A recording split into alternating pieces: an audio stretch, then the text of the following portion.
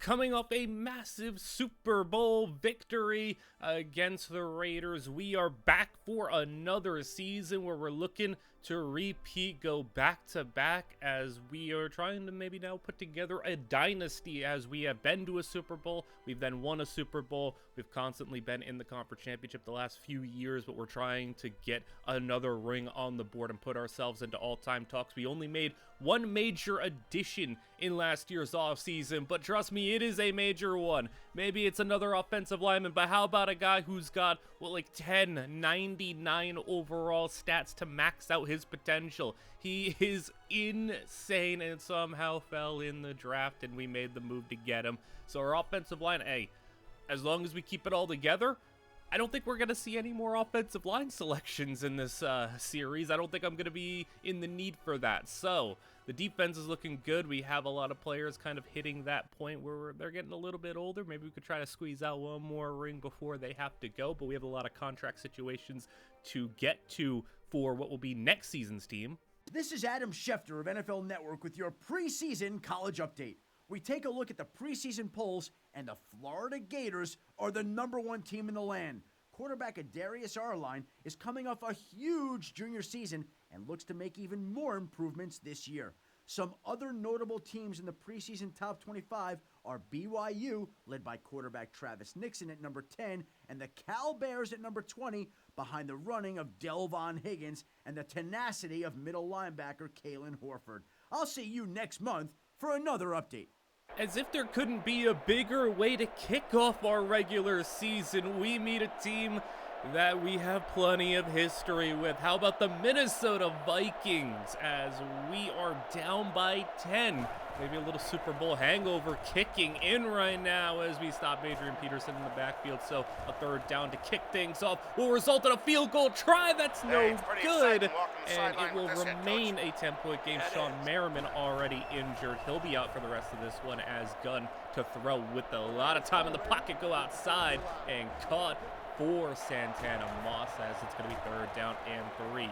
Gunn outside. There goes Lance Spence, and he's got it. Spence for the first down, past midfield, as now a handoff. Here goes the running back duo of McNeil and Cashmont. Cashmont's carries have dwindled, especially at a Super Bowl fumble, which was a little rough for us. And speaking of fumbles, it's going to be a fumble from Moss, scooped up by Spence. You know, a rare fumble by someone not named Cashmont. But speaking of Cashmont, come on, he fumbled the football, and I'm having flashbacks to a game against Minnesota a couple of years ago, and trust me when I tell you, Cashmont does not even be touching the ball that much anymore, and I think I am just so tired of this, as we didn't really get a situation that allowed us to maybe get a new running back or somebody else in the building or trade Cashmont, but I can't take this anymore, as could it cost us another game against the Vikings? They got a first down to the 39-yard line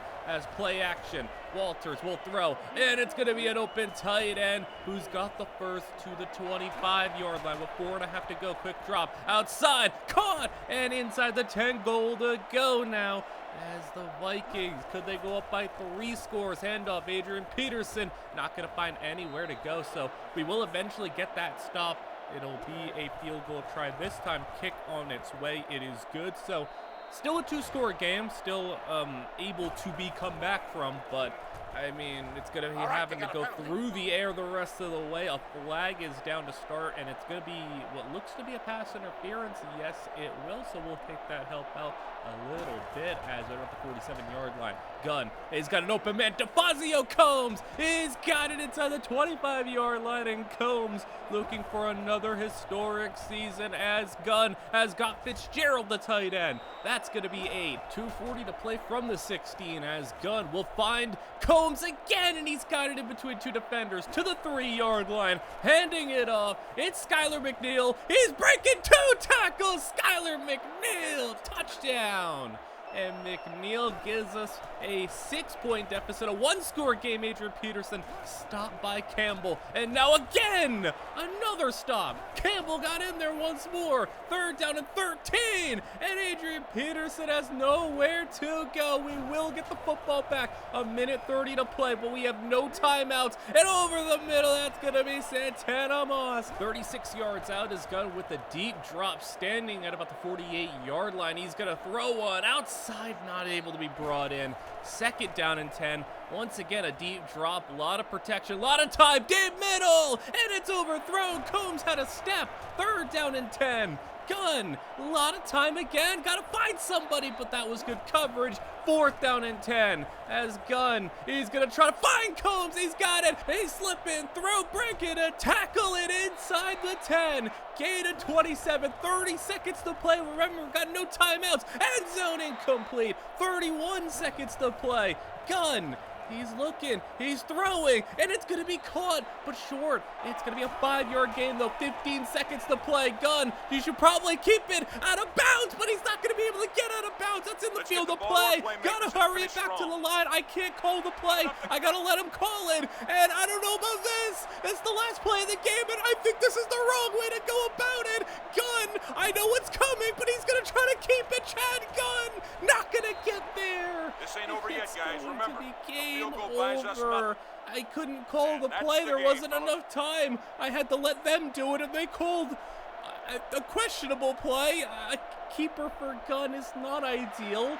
I guess it was better than nothing, but my goodness, man. I mean, it was a 1-score game, and you'll never guess what was the difference. Cashmont, 2 carries, and he fumbled. I don't know what to do about this guy, but I think you could once again point to that being the game changer, and I'm gonna be honest, that's the final straw for me. I'm done with it.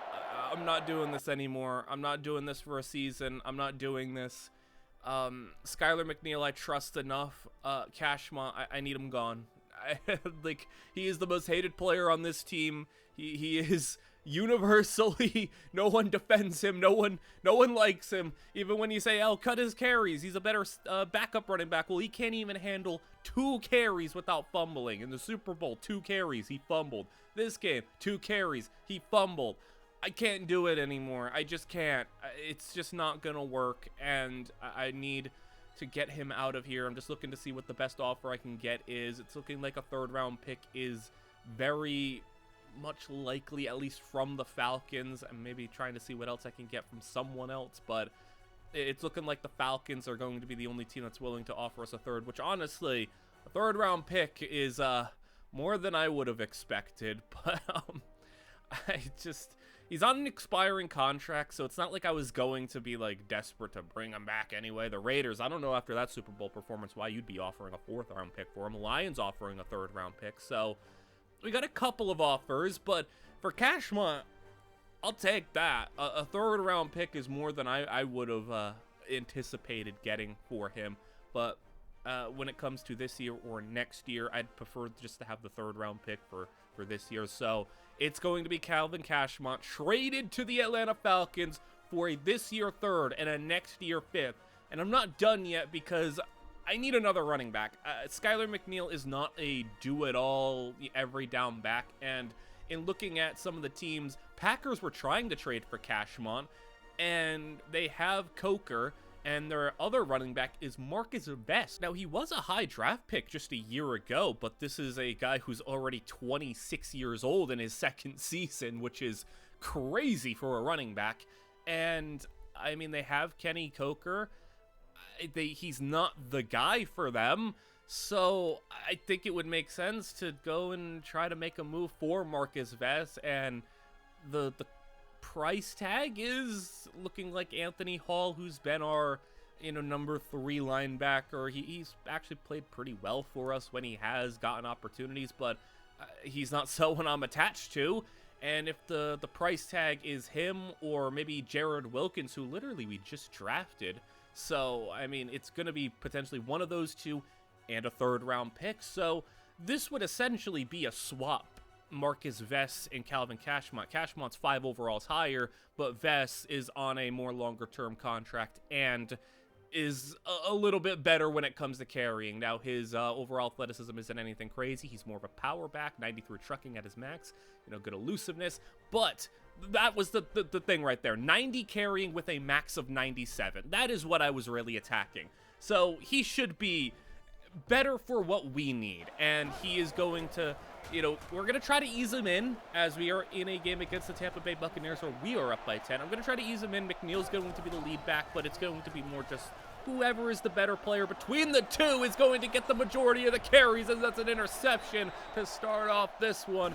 And with a 10-point lead at Tampa Bay, it's looking a lot better this time around as Lance Spence has got a completion, and we are in the red zone trying to get back on track as it is a handoff, as that's going to be Marcus Vest. And look at Marcus Vest getting a 10-yard gain as Gunn breaks out of a sack, and Gunn end zone incomplete as Combs got leveled there. Now handoff to Skylar McNeil.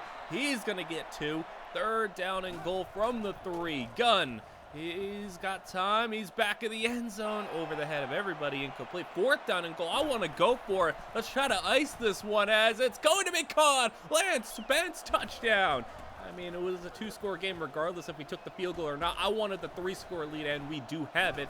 So it's looking like we are going to be able to come out with a victory here, especially if we can get a stop, as a completion for Tampa Bay is going to get them past midfield. But in a situation like this, 3-score game, if we get the football back, I definitely would want to see a little bit more of Marcus Vest and see what we have in him. Is he going to be somebody that's going to play a big part of this team this year, or is he just going to be a little contributor, a little bit of 100 carries in a season backup running back guy? Because that's all I really need, but it would never hurt to have a little bit more than that, as CC Beacham's going to draw the face mask there, and now they're at the 14-yard line. Beacham is going to get stopped in the backfield. Loss of 2. Lammers into the air, and he's going to go for the end zone. Incomplete in between everybody. 3rd down turns to 4th down and 12. Lammerson, end zone, one-on-one, knocked away, and we get the football back with 2:30 to play, and we're going to keep it through the air as that's going to be a completed pass and caught for a 1st down. That's going to run up the rest of the clock as Chad Gunn has a very solid game. Only had to throw it 19 times, but completed 73% of those passes. McNeil had 18 carries for 42 yards and 2 touchdowns. Vest 12 for 40, so a little bit better day from Vest, but McNeil got the touchdown. Spence goes over 100 yards and a touchdown, as the defense really did the job today. 2 interceptions. Darling and Poe got them, as we are now in a game against the Dallas Cowboys. It's 21-20, Dallas on top right now, as we are going to have a play action. Gunn over the middle, incomplete. 3rd down and 10, split backs as Gunn will step up and throw one for Combs, and it's incomplete. That was good coverage as Romo takes over, and he's going to slip out of a sack and then get dropped. We move to 2nd down and 10 as at the 33-yard line. That's going to be 2 open men. He finds one of them. Broken tackle. He's not going to be able to be brought down. Weidenhofer tracks him down at the 24-yard line. And Romo, what a job there. Who shot that gap to stop that one? Holding them to a field goal would be huge here. 2nd and 14. Unblocked defender is getting in and a sack. 3rd down and 22 as Romo's going to go outside. Couldn't get the swat. I think Darling went up for it. It went over his head, and that's going to be a 1st down. Now at the 12. Caught. He's down inside the 5-yard line to the 4. Marion Barber. This is where he's dangerous, but the defense comes up with a loss of 1. Now counter. Barber not going to be able to find a lane, swarming to him, and we will hold him to the field goal. Kick is good. Chip shot gives them the 4-point lead, but now we got 4 minutes to do something here. McNeil, nowhere to go. Oh my goodness, both these run defenses playing tough. Play action as Gunn is going to have a pass in traffic broken up. Combs couldn't bring it in. 3rd down at 14, overthrown, and Gunn has had a couple of misses so far in the first 3 games. We kind of clean that up. I don't know. Maybe a Super Bowl hangover is real for us right now, as Marion Barber is going to get stopped for a couple of yards. 3rd down and 9. So we will get the football back, and it will be with just over 2 minutes to play. All of our timeouts, and there you go. Combs got the 1st down, gain of 10 on the dot. As Vest is in the game, we go play action to him, and Gunn over the middle, caught, and Lance Spence past the 40-yard line. 1:45 to play, spread in the field. Gunn is going to have a quick little in route to Combs. get it to him again as now 3rd down and 3. And we go to Marcus Vest, direct snap, and Marcus Vest in a clip situation does convert. Vest still in the game as Gunn to quick drop. He's going to have a pass that I don't think it was ready for. I don't know who that was out there. That was our number 4 receiver. That may have been Najee Sindel. Wasn't ready for it though. 4th down and 5. Potentially your game on the line here. Gunn outside. Cones couldn't hang on. He got it hit out of his hands. And Washington loses. We are 1-2 on the season. And that is not a good game from Chad Gunn either. Under 50%. Vest was the better of the 2 running backs in the carries that they got. But man, I mean, we only lost like 2 games all year last season. I know we raised the banner and all, we got our rings, but we're not done here. We need a little bit more. Also, the Eagles, what a first 3 games for them. 24 points scored, 110 points allowed, so Eagles are struggling, as we are also struggling a little bit, and maybe not as much as we're taking on the New York Jets, and things are looking a little bit better this time around. Travell Harris for the 1st down carry, but it's 27-13. As it's going to be the Jets with the football deep, and it's going to be over the head of everybody. Injury on the field as well, and it is Santana Moss out for the rest of this game. He is 46 years old. I am impressed that he is still chugging along here as he is going to throw deep right side this time, and incomplete. Darland sitting on it, and him and Cromartie, you know, one of the best cornerback duos in the league, and a 3rd down is going to be incomplete as well. 4th down and 15, they punt it. How about a direct snap? We'll go Marcus Vest, and Marcus Vest to the outside. 1st down and more. Vest past midfield, and he's going to have it right at midfield, actually. I thought he got a little bit further than that, but we'll take that nice run from Vest. That pass floated. Gunn hit as he was throwing, and it's going to be incomplete. 3rd down and 10. Gun to the air. He's going to move right. Throw it to Combs, and Combs takes a shot and hangs on. How about a play action now as Gunn rolling left. Caught, and it's going to be a gain of 7. 3rd down and 2. Handoff Vest. Get it to the edge. And Marcus Vest. He's going to get outside and make a man miss. Touchdown. Marcus Vest. Look at him go. He's playing pretty well right now. And look at the Jets on the other end with a big completion and a broken tackle to spring them to the 37-yard line. Travell Harris up the middle. He's juking out nobody 2 times over, but he got 9 yards on that one. 3rd down and 1 as Quentin Owens got a man over the middle wide open. But the Jets, I mean, down by 21 points with 4 minutes to play.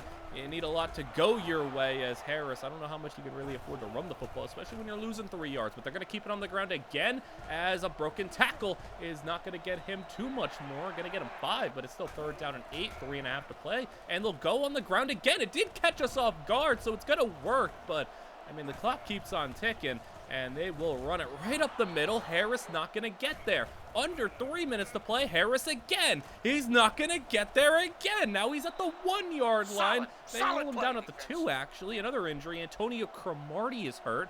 That's not good. 3rd down and goal. And Harris, nowhere to go. This run defense, 4th down and goal. He gets stopped in the backfield. And that is incredible defense. We run the clock down a little bit. Jets eventually get the football back, and Travell Harris is going to try to see if he can find the end zone this time around. But with the stop there, it's looking like it's going to be all but over unless they can pull off some sort of miracle. They got a 1st down inside the red zone.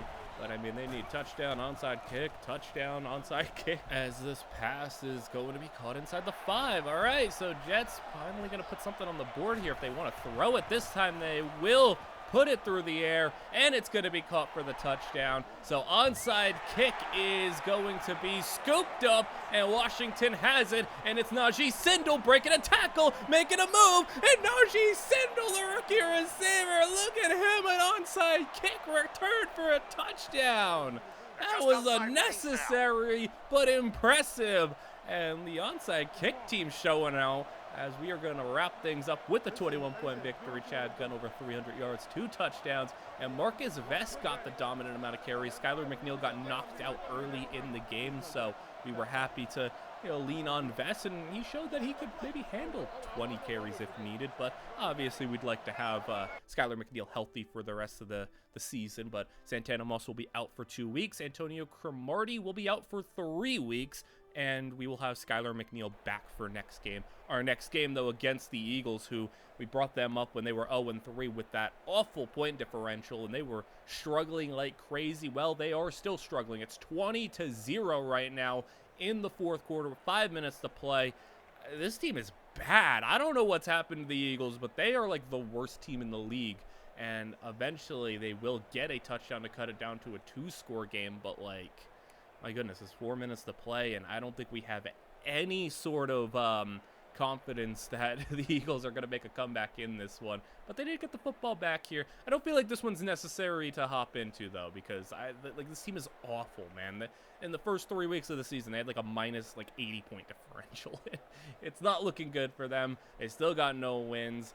And with the 2-minute warning hitting, we are going to advance with the Eagles burning their timeouts. Vest for a 5-yard run. Harris, our third-string running back, gets 10. And Gunn will be able to kneel the football out. So we didn't put up a lot of points in this one, but I mean, we did what we needed to do. Game is over. 20-7 is your final.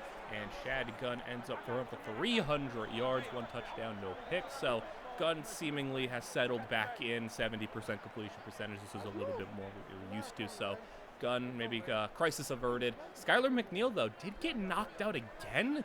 1 carry. I mean, that's rough. DeFazio Combs, though, 200 yards through the air. Najee Sindel also had a touchdown. Defense, look at that. How about, 6 sacks for the defense? And Calais Campbell had 2 of them. So great stuff there. But hey, Skylar McNeil, stop getting hurt. I'm Adam Schefter of NFL Network, and here's your draft update. The season is off to an exciting start as Florida opened the season 3-0 to maintain its #1 preseason ranking.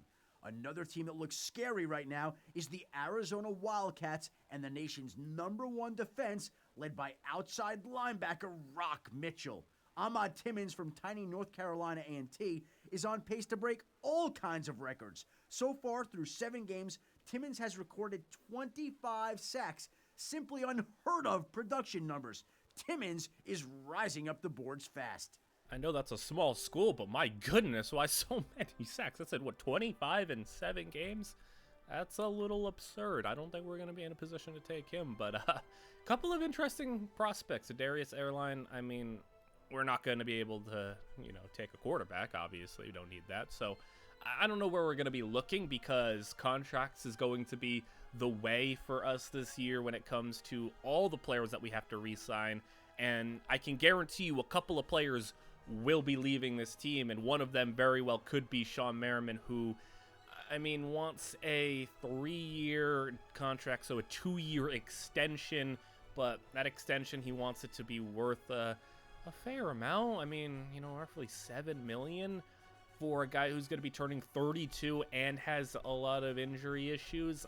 This is definitely one where I'm probably inclined to say, unless I can get it for a good deal, 16, that's a lot more tolerable, but he doesn't seem really interested in that, which is understandable. This feels like one where if somebody's got to go, I think I could put Merriman on the back burner and, see how the rest of the things shake out because, in terms of order of priorities, I don't think Merriman's going to be at the top of that list. Antonio Cromartie's another one where it's like, man, he's going to be 32 years old, and he did already sustain an injury this season. He wants a very similar contract, almost identical. I'd much rather keep Cromartie than Merriman because Cromartie is, really good for us, but, I try to go for the $16 million again. I would like to just get it as cheap as I possibly can. This one might get done, but he's really fighting me on this one for $18 million. I'm really fighting him for 16, and he is going to take it for $16 million. So 2-year extension. We will take that for Antonio Cromartie. That is big. Lamar Rhodes. This one is the rough one where it's like, I can't do this.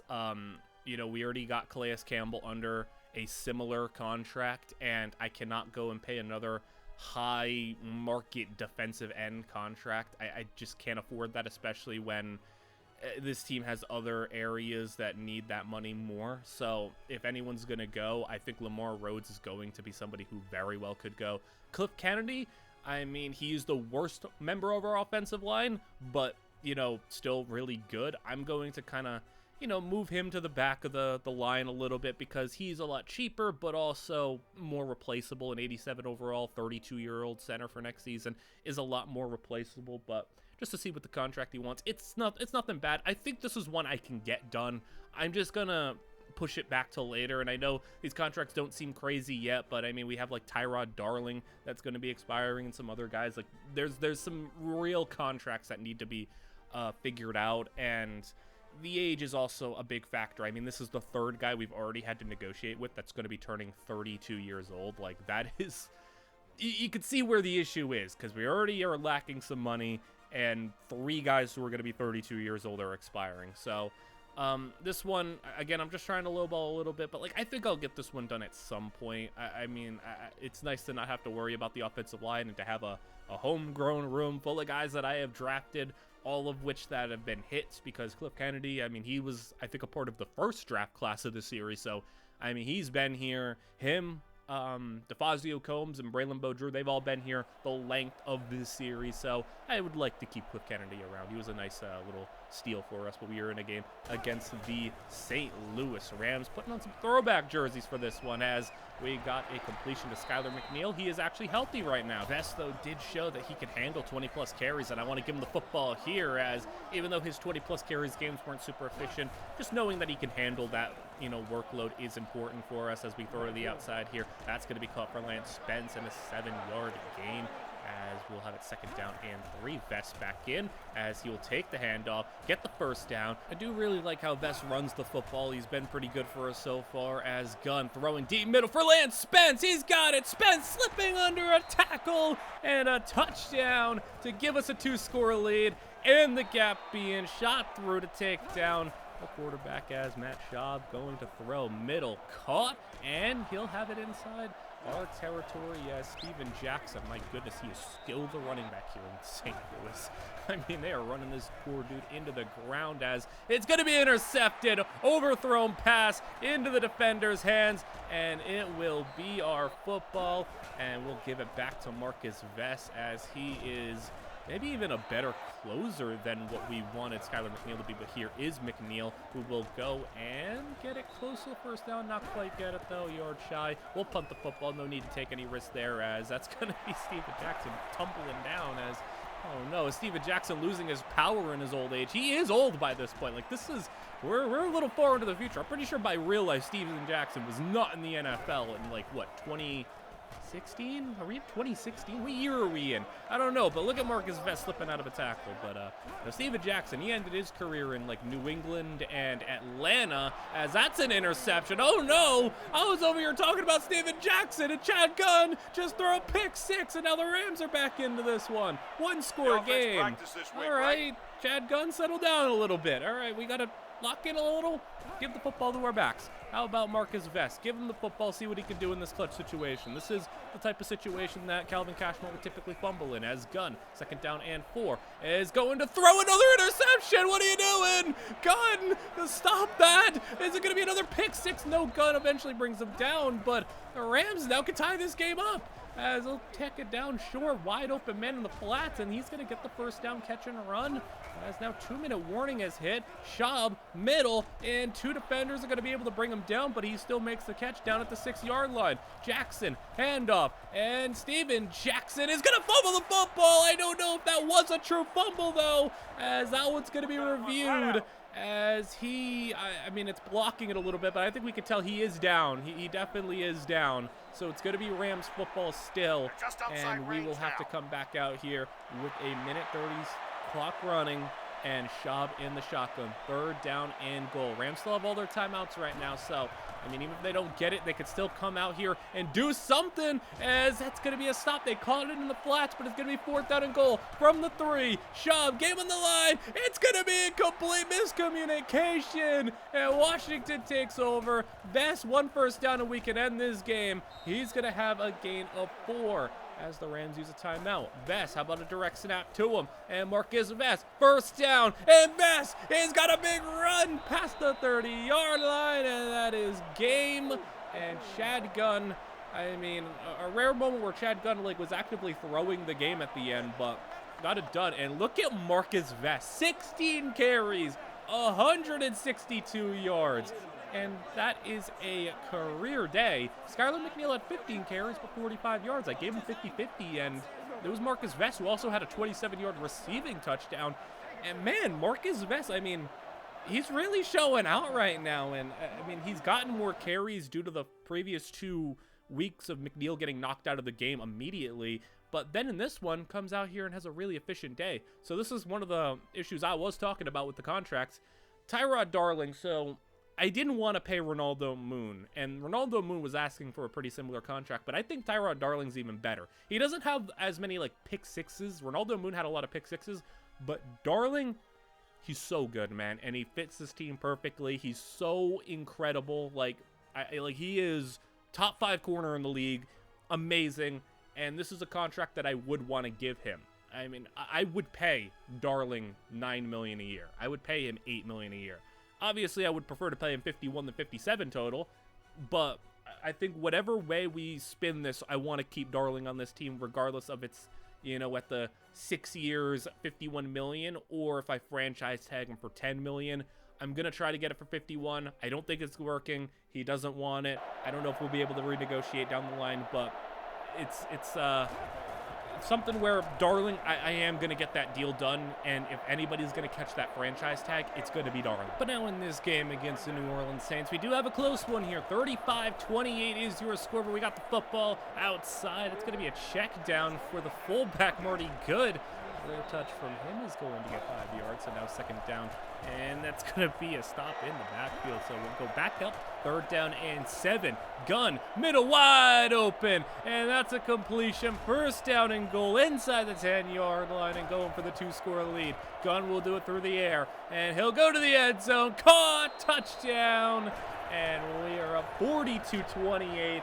And the offense putting up the points right now, and the Saints got to do something here with 5.5 to go, as they are going to have a completion right at the marker. They'll call it 3rd down in inches.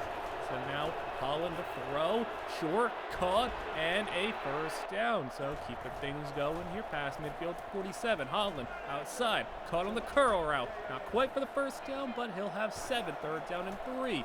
Holland short drop, open man, so they're driving it down the field, but they are taking some time. I mean, you got to get down the field. You got to score a touchdown somehow, and they are in the red zone now. Gain of 20. Holland, handoff as Norwood goes nowhere. We're going to be at about 4 minutes to play. 2nd and 13. Holland has the corner route from the slot. That's going to be incomplete. Knocked away by Thomas Howard, and now 3rd down at 13. Holland, check down, got it out, and he's going to step out of bounds. Did not get far. 4th down and 10. Holland blitz sent in. Open man, caught, and he is in for the touchdown, as now we go with a direct snap. It's Marcus Vest for a gain of about 7 yards. It'll be 2nd down and 3. Gunn, deep drop. He's got time. He's going to take the shot. 1-on-1. It's caught. It's Antenabos. Has it inside the 15 now. 2nd down and 6. As Gunn, end zone. That's going to be a little short at the feet of his receiver. And now 3rd down. Gunn, though, got it the other way. DeFazio comes, fights his way in. And we're back up by 2 scores. 49-35 is your score. And I feel bad for the Saints offense because they're doing what they can. And it's just not enough because our offense is on fire today. 2 minutes to go and Holland gets sacked. As he's going to be at the 2-minute warning now, and it's 3rd down and 12. Holland off his back foot, got a completion, broken tackle, and it will be another 1st down. Holland's playing really well. There's just not much he can do, as that's going to be another completion. And it is going to be the 15-yard line on 2nd down and 2. End zone touchdown. 42-49 is your score. Onside kick is going to be dropped by Fitzgerald, scooped up by another receiver, and it's going to happen again. How about this? Another onside kick, return for a touchdown. 2-score lead again. 56-42. I feel bad. The Saints drive it down the field once more. We're down to 25 seconds to play, but running out of time. An interception! No, the Saints are going to turn it over, and I feel so bad for this offense. But how about Washington putting up an all-timer on the score sheets. 60-plus points on the board. 63-42 is your final. Chad Gunn, perfect passer rating, 5 touchdowns, no picks, 350 yards, completed over 75% of his passes in a phenomenal day. Our defense didn't even have a good day, but it didn't matter. So Skylar McNeil was the better back today. He had the touchdown, better yards per carry. So, Skylar McNeil wins today, but Marcus Vest has been winning the last couple of days. Santana Moss back with 100 yards and a touchdown. 4 different players had a touchdown through the year, Marcus Vest being one of them. Defense had 2 interceptions. Howard and Darling got them, and we had 4 sacks as well, but man, 63 points. It's also really impressive. We've returned 2 onside kicks for touchdowns. Eagles are 0-7. Cowboys are 7-1. Giants are slipping.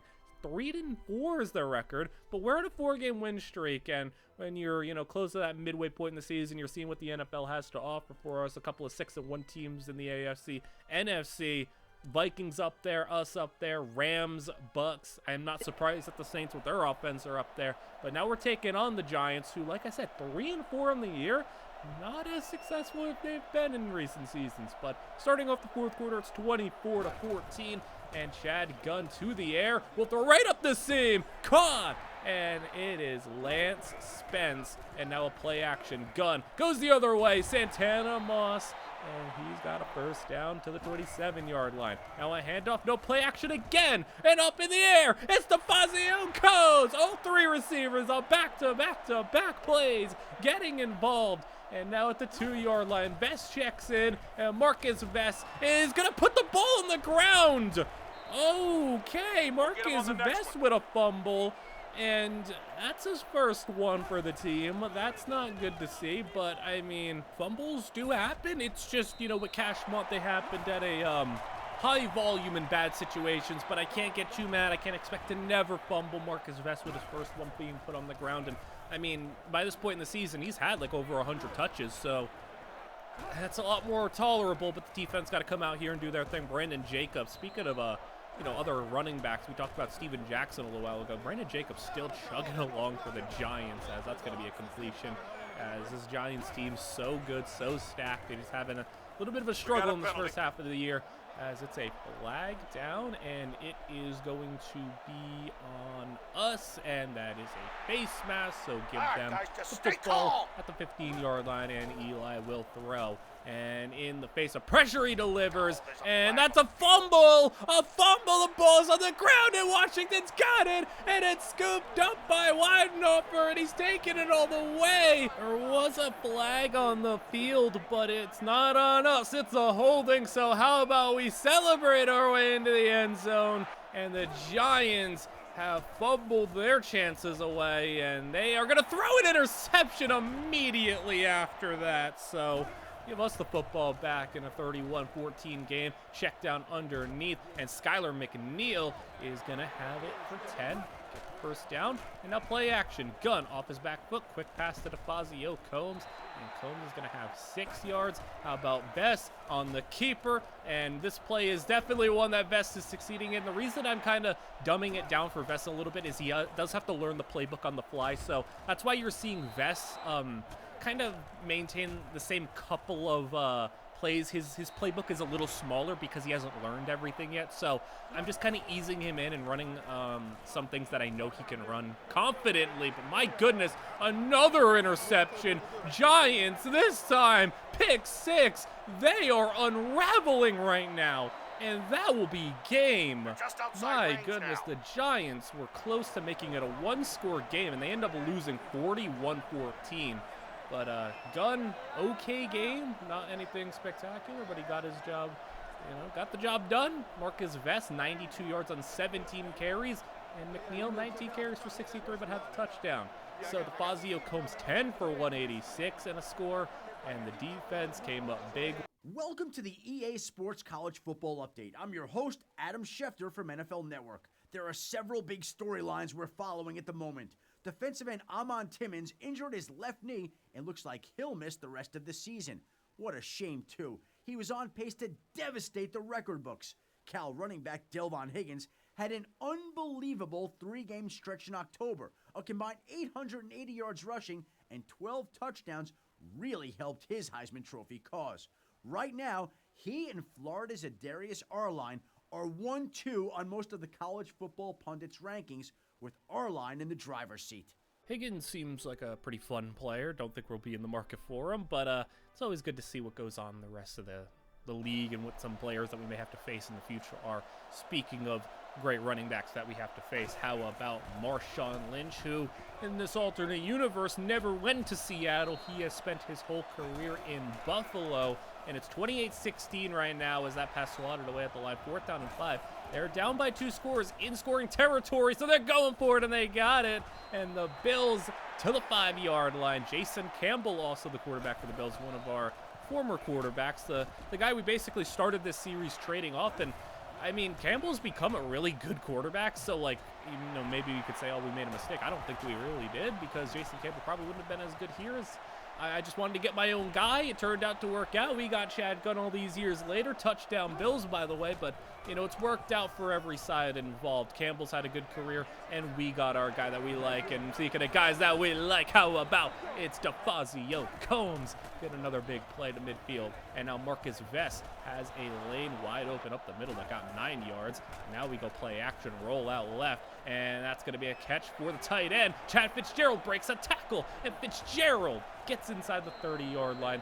Gain of 14, and now quick drop under center. Gunn has Combs, and that ball is out. I don't know about that one. They're going to call it a fumble, and it's going to be the Bills taking it the other way. I don't even think that was a catch. Can we even call that a catch? I don't think he had it, but they're going to call it a Bills touchdown. That's all right. And We'll get him next time. I don't know about that one. I don't think that was a catch. I mean, that's not really anything you can challenge, because you can't challenge if it was a catch. They'll just, if you challenge it, they'll just ask if his knee was down. His knee obviously wasn't down, but I mean, caught, but like he took, I mean, I don't think that was a catch. He never even turned around, but I guess they call it a fumble. Campbell runs it in for 2, and the Bills got the lead. So a questionable call here is going to set us back in a deficit, and our win streak on the line here as the return from Antonio Cromartie going to get past the 30, past the 40, and Cromartie to the 45-yard line. So a nice return to set us up. And we have 5 minutes, so plenty of time, as that's going to be a juke move in the backfield to make 1 miss, but we still lose 5 yards on the play. And Gunn on 2nd down and 15. Swing it out to Vest, and Vest makes the grab. Defender misses, and we got 13. 3rd down and 2. It's a handoff. It's going to be Skyler, and he's got the 1st down. We can really lean on some of these running backs in certain scenarios as we got to play action. Throw it outside for Combs. Caught! And DeFazio Combs inside the 10-yard line. Gain of 37. Handoff to Vest inside the 5, down to the 2. And now from the 2-yard line, quick drop. Gunn has got it to Vest. Touchdown. And we got the lead right back as the offense responded greatly there. 2 minutes to play, and our defense now has to come out here and try to hold that ball. Floated up and intercepted.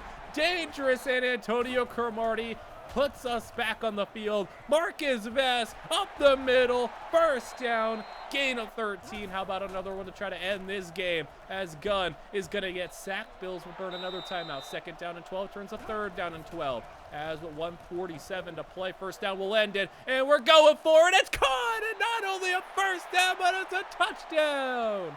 And Santana Moss might have ended this one for the Bills, who had some hope at some point, but we just are too overpowering right now as a team, and that 1 and 2 start looking very distant right now as we are on a roll. And 4th down dropped. Bad drop, by the way. That was ugly, and we win this game 42-31. Chad Gunn throws 3 interceptions, but it doesn't even matter because he threw 5 touchdowns, and you know, it wasn't crucial interceptions. It was just interceptions that dug us maybe a little bit of a hole. But I mean, we were leading until that questionable fumble call. Even if, you know, regardless, fumble or not, it didn't matter. Marcus Vest too, 14 carries for 144 yards. He was the star of the day on the ground, and he did it with a long of 29. So his stats weren't even really like inflated by like 160, 70-yard carry. I mean, like, that's just consistent and good chunks of yardage there. Cromartie with 2 picks, Darling with the pick. And now, how about this? We're taking on the Atlanta Falcons. We have them on the schedule, and look who's out there. Calvin Cashmont, our former running back. And to start the game, he goes out wide, and Cashmont for the first down. Started this season in Washington, and he's ending it in Atlanta. Cashmont goes nowhere. This is a game where we are thoroughly dominating right now, but I still wanted to get some action to look at Cashmont, and an interception by the defense is going to give us the football back. And let's show off our running back, Marcus Vest, who's got a first down carry. As he is starting to learn the playbook a little bit more, I'm giving him more different types of touches. Here's a draw play, which he spins out of and gets the first down on third down. Now McNeil checks back in, and Gunn has got time. He goes outside, and McNeil's going to have a short gain. 4th down and 6, why not go for it? Field goal doesn't really change anything here. Let's go for the touchdown. And, I mean, I guess he wasn't ready for the football. That's questionable receiving awareness there, but we'll give the Falcons the football back, and they'll throw it deep middle, and that should have been picked right at him. But now it'll be spread in the field, and they will throw, and they will get sacked, and we'll get it back with 4 minutes to play. Just seeing if we can, add some insult to injury to Calvin Cashmont's return to Washington. I know he probably was booed like crazy coming out the tunnel, but look at Skylar McNeil to the edge. It's Skylar has got a nice gain of 15 yards, and Vest checks back in. Draw play, and oh, this is awkward. What was that? It's a little ironic there. Marcus Vest puts the football on the ground, and in a game where, we faced Calvin Cashmont because we traded him because he kept fumbling, the guy we replaced him with, he fumbles against Cashmont. Cashmont hasn't fumbled when we've watched him, so I mean, I can tolerate a fumble in a game that we're going to win. The thing with Cashmont is he would always fumble in the worst times. He would fumble when we're in a close game. He'd fumble in the Super Bowl. He fumbled in a conference championship. He fumbled every fourth quarter. He fumbled every bad situation. I mean, if you fumble when we're up by 18 points with 3 minutes to play, it doesn't really make a difference. So, his fumbles, Vest's fumbles are maybe going to be a little bit different. That's his second fumble for us on the season.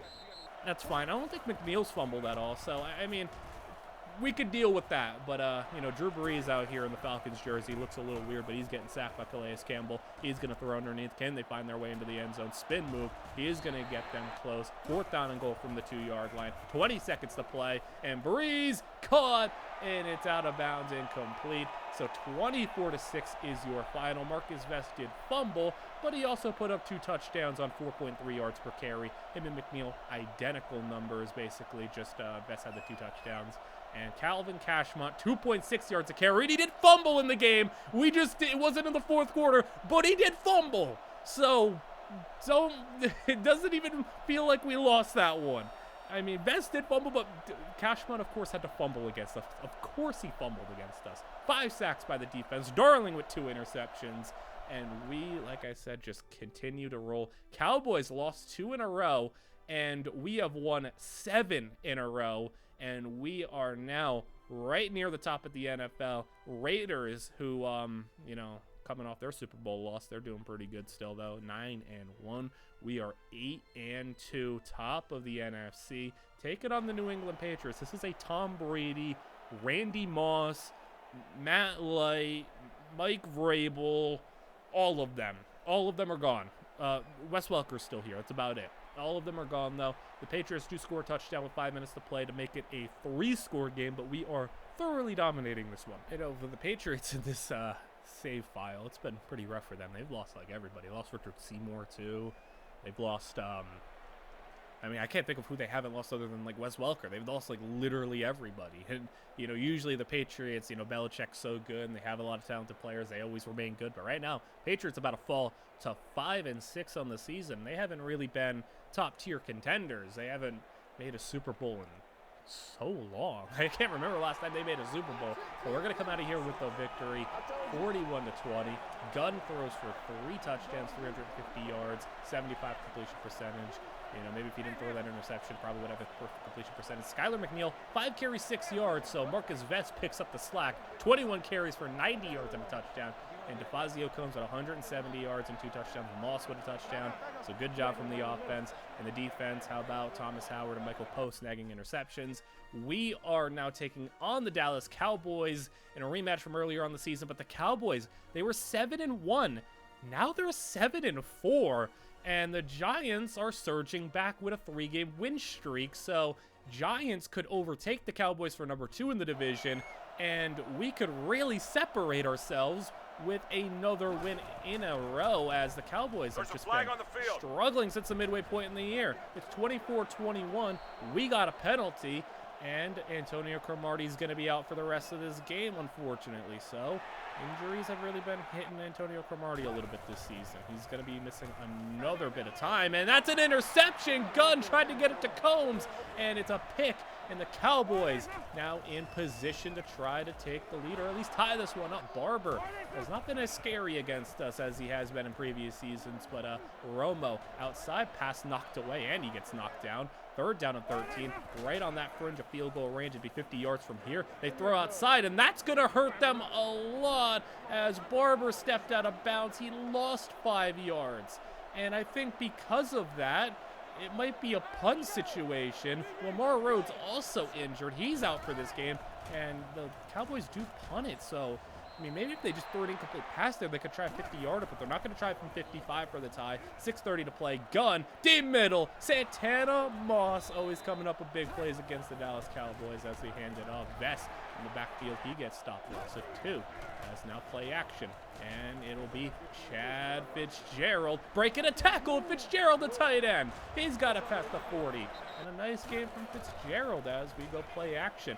Gunn rolling, throwing, and he had open guys, and he missed them all. As Gunn will go on 3rd down and 9 now. It's long distance field goal range from here. He'll take a shot, 1-on-1 for the end zone, caught but out of bounds. And how about us trying our luck from 54 yards? Kick on the way. It's good. 54-yard field goal. How about that? It feels like it's been a while since we've had real kicking issues, and a fumble by Barber on the first play of the drive is going to be our football. And Washington is looking good in this one to try to give themselves a commanding lead in the division. Vest to the edge, and Marcus Vest is going to have 7 yards. 3rd down and 2 after a 1-yard gain. McNeil, that's not a fumble. That's just not a fumble. I mean, we challenged it even, and it got overturned. It's not a fumble. Even though it didn't matter, I just didn't want that on his resume because that just wasn't a fumble. We'll take the field goal. Kick is good. 2-score lead. 9-point game. Romo going to try to run, and Romo's got a gain of 5, but this team now down by 2 scores. They need to get some touchdown or field goal. In whatever order you want to do it, you got all your timeouts, but it's 4th down and 5. You might go 4 and out. Blitz sent in. Romo, incomplete. What a hit. Knocks that football loose, and we got it back. Let's run this football counter left to Vest. That's a questionable juke move to the edge, and we stop for a loss. And 3rd down and 15. Skylar McNeil right up the middle, and McNeil going to put us in an interesting scenario. How about we go for it on 4th down? Because again, field goal, it's a 2-score game regardless. I'd rather just go and try to end it here, and over the middle, caught for the 1st down, and we could end it as on 2nd down and 9. Handoff, it's McNeil. He's got a solid game. Cowboys running out of timeouts. 3rd down and 4. Handoff, and they are out of timeouts. But how about we go for it again? Why not? As it's a minute to play. 4th and 4. Hand off to Vest, and Marcus Vest punches it in, and the game is over. We are going to come out here with a win and a commanding division lead after a 1-2 start. We have not lost since. And Marcus Vest gets 2 touchdowns. McNeil was the more efficient runner today, as both of them got exactly 18 carries.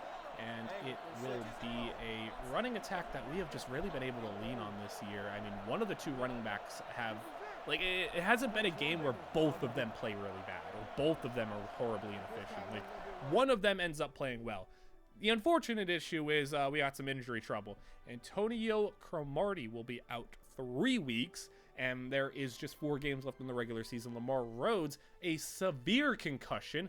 He'll be out 3 weeks. So both of these guys will be back for the playoffs, but they will be missing basically the rest of the regular season. I'm Adam Schefter of NFL Network, and here's your final regular season update. Florida is still in control of its own destiny. If it wins this week at Florida State and then again in the SEC title game, it will be packing its bags for Pasadena. FSU linebacker Kenny Threet made some statements on a website where he guarantees Florida won't get past the Noles next week. The College Football Awards ceremonies were held this past Sunday in Orlando, and Dwayne Darby of Illinois went home with enough trophies to fill an entire trophy case. Wide Receiver of the Year, Best Offensive Player of the Year, and now Darby is the odds-on favorite to be the #1 pick in April. With a 9-game win streak, and we have basically now locked up this division. I mean, unless we lose out and another team wins out, a win in this next game will lock us up for not only a division title, but potentially a first-round bye. So we could have a very quick end of the season if we win this game in New York, as it's 17-10. Start of the fourth quarter, it'll be a handoff. Marcus Vess is going to somehow find his way. Look at him staying on his feet.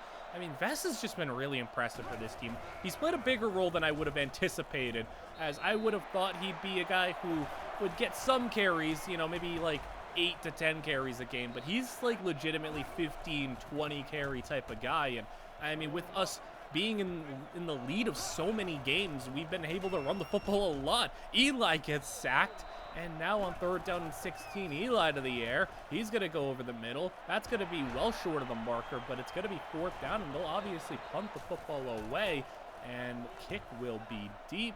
It will be returned from about the 35-yard line, and it'll be Santana Moss. Quickly past midfield he goes, and even at the age of 36, he can give us a good return, but he puts it on the ground, and that's going to be Giants football. I mean, I can't get mad at Santana Moss. He's a franchise legend. I can't. You know, it happens, man. He's given us so much. We just got to rely on the defense. It happens, man. 3rd down and 10. Eli from the 18. End zone. Incomplete. What a hit to jar it loose. Field goal try will be good, so we'll maintain the lead with 5 minutes to play. And now on offense, we got the football as Marcus Vess, nowhere to go in the backfield there. Loss of 4. And now play action. And it'll be hit as he's throwing, incomplete.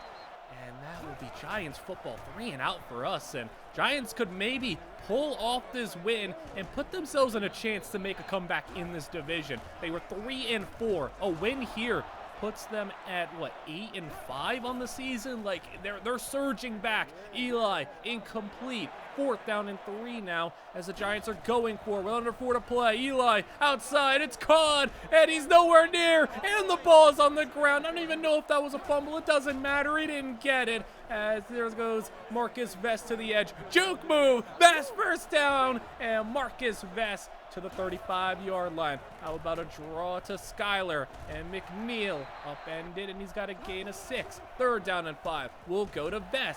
It's going to be a short gain. 4th down and 3.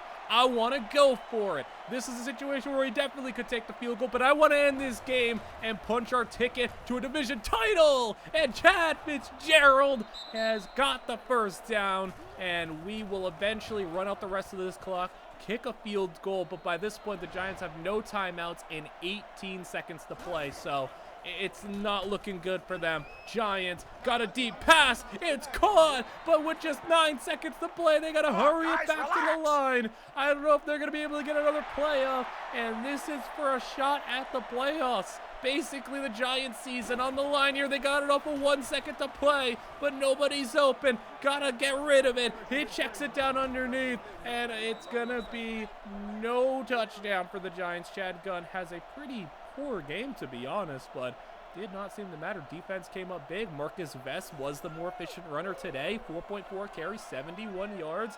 And Skyler McNeil had a touchdown through the air. Combs pretty quiet today as well. And you know, the defense, just 1 pick, 1 sack, but it was enough. And there you go. We have punched our ticket to a division championship. And at 11 and 2 on the season, what looks to be a first round bye, as it will be, yeah, I mean, it would have to be a Vikings winning out and us losing out for us to not get the first round bye. Don't anticipate that happening. So as we take on the easiest part of our schedule as well. I mean, we're taking on some true stinker teams here. How about the Miami Dolphins? As the Dolphins are like the best team we play, and they're like a 500 team.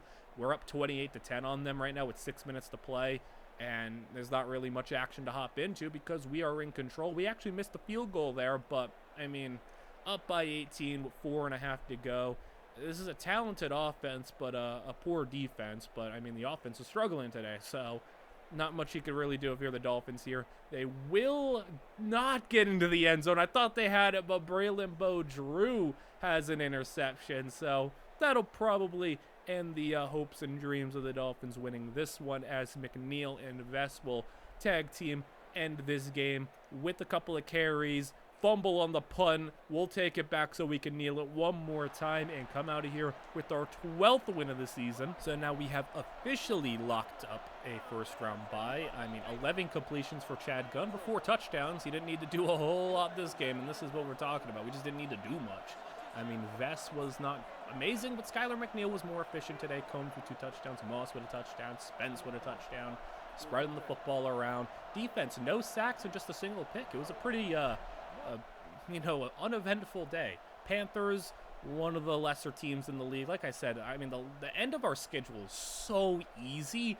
And now we're up, and Harris, our third-string running back, undrafted guy, has got a touchdown. We're up 31-10 in this one. So, like, it's just nothing. And, I mean, we got an even easier game because I still think we play the Eagles to close the season, which is literally, like, the worst team in the league. We have nothing also to play for because a win here, we lock up the 1 seed. We'll not have really anything to play for in that final game, and we got the win here, it looks like, because I don't think they're scoring 21 points in 2 minutes as David Garrard's trying to string something together to Steve Smith. It's not working right now. Minute 30 to play. Defense, well, they hold them to just 10 points again. 30 seconds to go, and they eventually will get a touchdown. Steve Smith has it, but with 25 seconds to go, down by 2 scores, it will be game over, and another victory on the board as Chad Gunn with a very nice game, 3 touchdowns and no picks, not really needing to hop into this one. We've never had to, simulate 3 games in a row, but I mean, it just happens like that. And look at both running backs, so good. And McNeil and Vest, 7 yards a carry apiece. And we even let the third-string running back Harris get 8 carries. He didn't do all that well, but he did get a touchdown, so good for him. But, man, both the running backs played really efficiently. Both played really effectively.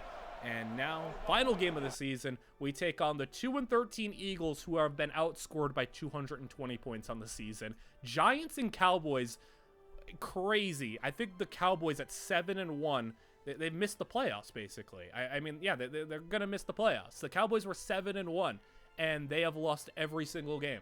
The Giants started off at, too low. They climbed themselves back out of a hole, but at 7-1, I don't think they're making the playoffs either.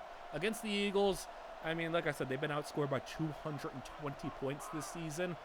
I don't think it's a real surprise here that right now it's 35-7, and yeah, it's not looking good now. 38-7 as the Eagles, man. I don't know what's going on with these guys. They were so good at the start, and I mean, everything just unraveled for them. We're even letting Robert Metcalf get some carries on this team. I mean, you know how bad it's got to be when Robert Metcalf's getting carries for this team right now, as with 4 minutes to play, can't do anything on offense. Skylar McNeil still running it.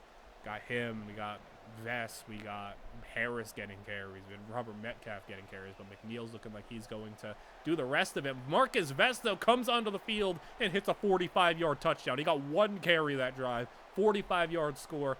45-7 is your score. Eagles, are they even going to get double digits on the board? Lacey, the quarterback, gets sacked, and he'll not be able to get there. 45-7 is your final, and Chad Gunn didn't need to do a whole lot today either. He threw it 18 times, but he had 3 touchdowns, and the run game was the thing we leaned on. Skylar McNeil, 94 yards. Marcus Vest, 111 yards, 2 touchdowns. Even Metcalf got a touchdown. Combs with 100 yards and 2 touchdowns. Moss with a touchdown. And we started 1-2 and did not lose a game the rest of the way. So, 14-2, top of the NFL, and we await to see what our opponent is going to be looking like. Vikings also choked it away, 8-5, missed the playoffs. So, I mean, speaking of chokes as well, Cowboys losing 8 straight to miss the playoffs is absurd. Couple of choke jobs let a team like the Lions sneak in. I mean, that's impressive. Lions, 5 games in a row to close the season, won, and they snuck into the playoffs, stealing a spot from the Vikings, stealing a spot from the Cowboys. So in the playoffs, we will be taking on the Detroit Lions. That is interesting. So the Lions won 5 straight to close the season, and then they win their playoff game against the Buccaneers, who the Buccaneers are like a legit team, man. The Buccaneers have been so good for so long. Jared May, meanwhile, they drafted Owen Paulus. They let May ride out the starter in his final year of his contract, and once again, he kind of stunk it up in the playoffs and lost. So, typical Jared May. And for the Lions, Zito did not have a great game, but, I mean, the defense, this Lions defense, by the way, is incredible. Like, this is, like, arguably the best defense in the league, and that's one thing that the Lions have been able to hang their hat on. Also, if you want a little history lesson here, the Lions, they're the team we made the trade for to get Chad Gunn. They traded us the top pick in the draft, or the number 2 pick, to get Chad Gunn. So, when it comes to offenses, the Lions are bad. 15 points a game is what the Lions average. So you might be asking, well, how the heck did the worst passing offense in the league with the 15 points per game do what they did? Well, they have the number 3 rushing offense. And on top of that, their defense is incredible. I mean, how do you go and score 15 points a game but have a winning record and then win a playoff game? Well, your defense has the 3rd least amount of points. And, I mean, the least amount of yards allowed. Number 2 rushing defense. This is a insane defense. This is a team that is like legitimately nuts, and like I'd say best defense in the league. I know points wise it wasn't number 1, but like you gotta understand the circumstances that they were playing in with an offense that isn't that good. And as you can see, kicking off the second half, it has appeared to be a defensive battle, which is not a surprise. These 2 defenses are really good, and our offense, you'd think maybe can go out here and succeed a little bit more. It hasn't been that way so far. To 7-7 in the first half, and to start the second half, we got the football, and a pass to Lance Spence is caught at the 40-yard line. It will be a now handoff to Marcus Vest, who has really earned himself so much leeway, so much trust on this team. 11-yard carry as Gunn will go over the middle. Santana Moss seeing if he can maybe close out his career with another ring, as it will be Skylar McNeil the edge, and McNeil fighting. McNeil has 6, so both running backs running it pretty well in this drive so far, as there goes Vest for the first down, and Marquez Vest has 8 yards, and he'll have it to the 14-yard line. We'll go with the play action, and Gunn is going to go for the end zone. Touchdown! And a perfect play to Moss. And the Lions are down by 7. This is a team, like I said, just 15 points a game they score. So their offense needs to step it up, because it's going to take at least 15 to beat us, and that's a drop. 3rd down and 12. Zito is going to go underneath. That's incomplete. And this inexperienced offense, it's not that it's an untalented offense, it's just an inexperienced one with a young quarterback. A short punt, that's a rough one, and Moss is going to field it. He'll have a spin move. Santana Moss gets a block, and Santana Moss, 1 man to beat, and Moss is going to get tracked down. If it was a little bit of a younger Santana Moss, I think he was gone. But, I mean, a 36-year-old Moss is not going to be able to take it all the way. But one Marcus Vest carry gets it down to the 7-yard line, 12-yard gain, and going for the 2-score lead. McNeil checks in, and he will have the score. So both running backs helping us out big time. 21-7 is your score, and the Lions really need to do something on offense here, as they will hand it off and go to the outside. And that's going to be a nice run, juke move, and a first down. Okay, to the 47-yard line. 3 minutes to go in the 3rd quarter, and 2 men in there in the backfield. Going to stop them, as now with a shotgun snap on 3rd down and 8. Zito outside, incomplete, and we'll get the football back. And things could really get out of hand here if we start cooking on offense, as there goes the Fazio Combs past the 40-yard line with a 20-yard grab, as now Gunn with the spread field dropped into throw. Deep pass for Moss, incomplete. 3rd down and 9, as Gunn Has got an extra blocker in, has time, going to Moss again, and it's over his head. That's a rough one, as Moss actually had a chance at it. So the Lions will get a much-needed stop, and now second down and 11. As Zito will throw a wobbler. That one slipped out of his hands. And Zito now third down and 11, up the seam, and Zito has it knocked away, and the receiver couldn't hang on. We get that football back approaching the fourth quarter as Lance Spence with a first down grab. And a nice gain there as with just 50 seconds to play in the third. Gunn off his back foot, it's intercepted, and the Lions got it back. So the Lions got a chance in this one. I mean, it's really just down to their offense making some plays here because their defense is so good. As now, I think there's a flag, and it's on us. Face mask. This Lions offense gets a bit of a break here as Zito to throw. And he'll step up, nice pocket movement, finds an open man, but it's not going to be a big gain. Third quarter is going to be maybe one play left, third down and 16. Zito gets sacked, and we will have the football to start the fourth. All right, up by 14. What do you got, Chad? Gunn, a lot of time. Santana Moss is wide open for the first down and a gain of 15. As now with a play action once more. Moss over the middle, and Santana Moss heating up in a gain of 20. As now at the 34-yard line, threatening to go up by 3 scores. It's a handoff. Vest has got himself a solid little gain of 6.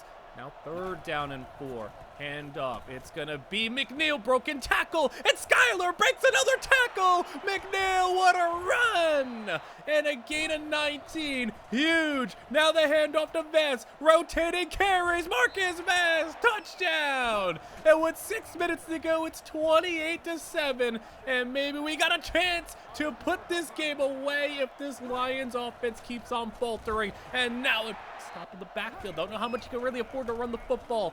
As now Zito is going to take a shot deep, one-on-one, knocked away Cromartie. And now third down and 12 for Zito. You're probably going to have to go for it on fourth down. He's going to take a shot the other side. It's caught, and a first down. Huge to the 33. They needed that one. And a broken tackle on the ground, but just swarming. This defense is so fast. 5 minutes to play. Second down and 14. Zito sacked.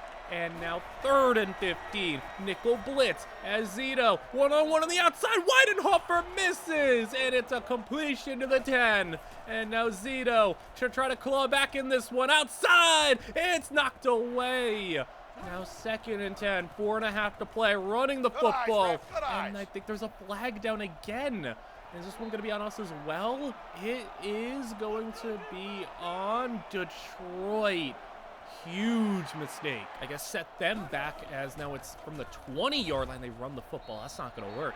A third and 21. I mean, this is your game basically as Zito will take a shot outside, and that's going to get him a little bit more manageable. It's still 4th and 14 from the 14. Game on the line here. Zito, end zone. It's caught. Touchdown. Lions not out of it yet. And they claw back within 14 points. Onside kick is going to be recovered. So we keep the football in our possession, and now we have an opportunity to try to run out this clock. A field goal could essentially put this game away. From the 40-yard line, we lose a yard. And now second down and 11. McNeil gets the yard back, but it's third down and 10. Give us a couple more yards. I'll try a long field goal. McNeil is going to get us like right there. We've made it from 54. This is from 53 to try to end this game for good. Kick is on its way. It's got the distance. It's off the post. No good. It's a tough kick to make, but that one hurts. And now with under 2 minutes to play, the Lions, I mean, they got all their timeouts. He slips a tackle. One play, and the Lions stiff arm to the 30-yard line. And the Lions are rallying right now. Now hurrying back to the line. This would be quite the comeback to make it here. Like I said, all their timeouts, and they can afford to, maybe kick the football to us or not get an onside kick, but they need to get in the end zone regardless. Zito outside, caught. Will they give him a feed in? No, he did not get that second foot down. Zito, second and 10, and now right down the middle, caught for the first down, gain of 11, but the clock is running and they're not using a timeout. I agree, don't use that timeout. at least try to get in the end zone with a minute to spare and all your timeouts, with Zito changing the play, taking his time. 1:21 to play as he drops to throw it. Zito is going to go down the middle. It's caught again. Touchdown. And the Lions down by 7 now. And it's a one-score game. As the onside kick is away once again, it's dropped and the Lions got the football! What is happening right now? The Lions got it! Miracles may happen here as Zito throw it down the right side. It's caught!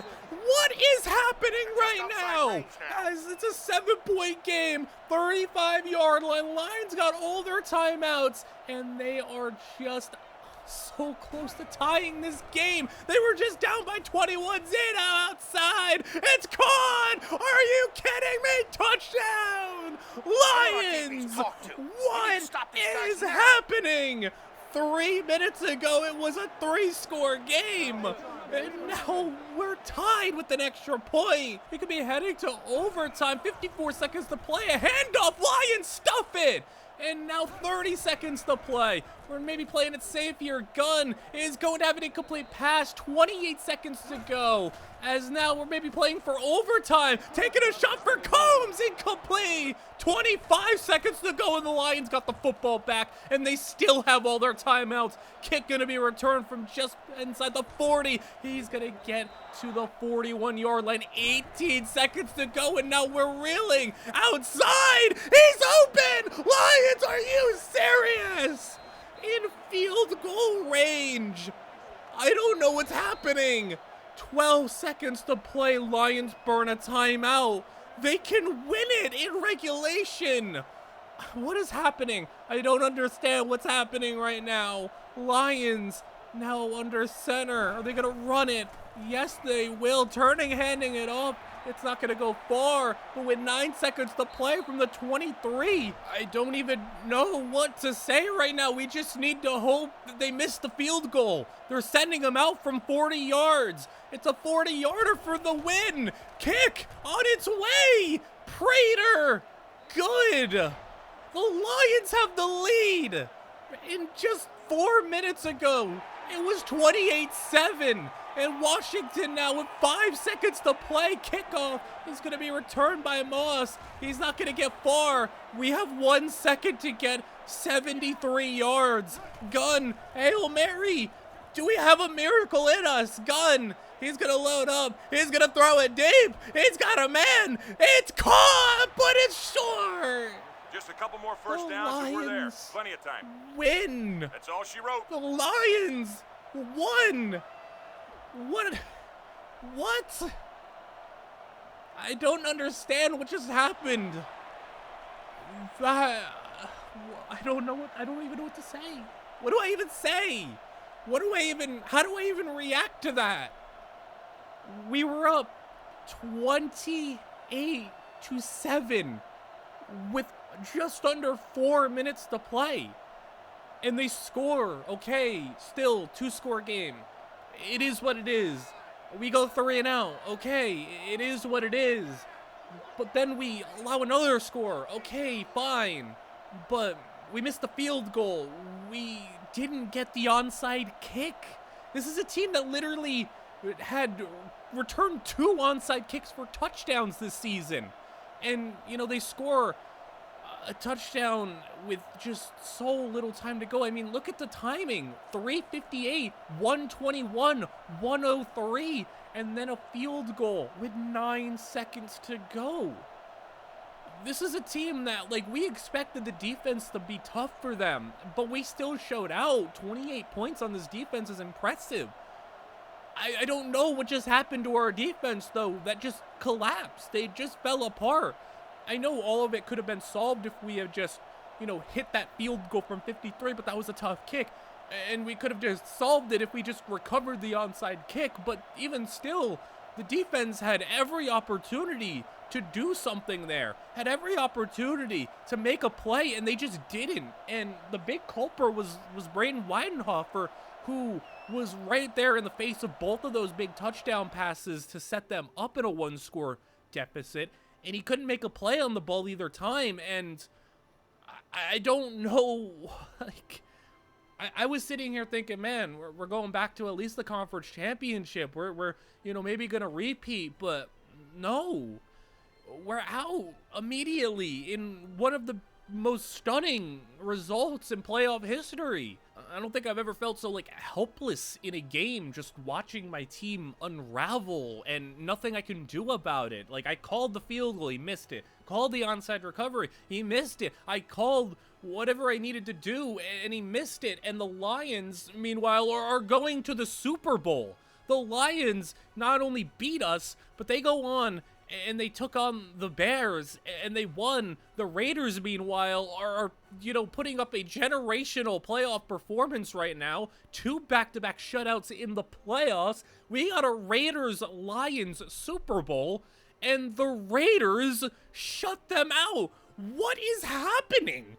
The Raiders just shut out every team in the playoffs. They allowed 0 points in 3 playoff games. What? What?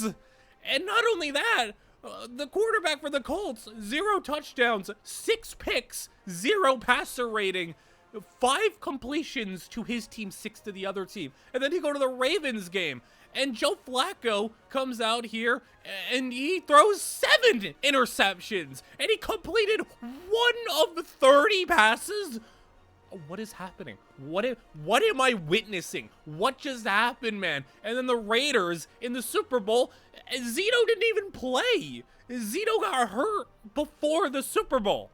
So the Lions had to go into the Super Bowl with their backup quarterback, and he played better than the other 2, the guys that the Raiders played previously, but they lost. The Raiders just completed the greatest defensive 3-game playoff stretch in history. The Lions, I mean, Zito, I was like, man, he got hurt, but he's not on the injury report. So I'm like, what happened here? And then I'm trying to figure out, he's fine. I guess he literally just got hurt for that game. I don't understand, because he actually didn't take a snap. He didn't play. He didn't play at all against the Raiders in the Super Bowl. So, what? This is the wildest ending to a season ever. I guess we move on to the recap, because I don't know what just happened. I am still stunned right now. So Chad Gunn throws 39 touchdowns, a career-high 14 picks, but still a very solid season, really great season, actually. Solid is underselling it, but did have a little step back. I mean, completion percentage is a little lower, yards per attempt were its lowest, interceptions were its highest, but I mean, if that's his worst season, that's a pretty good bad season or low season to have. So, I mean, Gunn, we don't got to worry about him. He's amazing.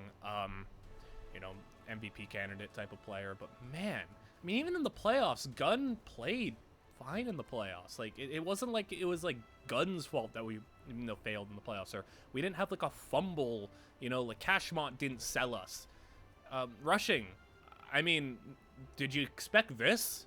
How about Marcus Vess coming onto this team and doing what he did? So Skylar McNeil, he had a tick up in carries, a tick up in average touchdowns. Everything went up for him. Still not amazing, but for a backup running back to carry the ball as much as he did, because we were winning so many games. Marcus Vess, did you anticipate this?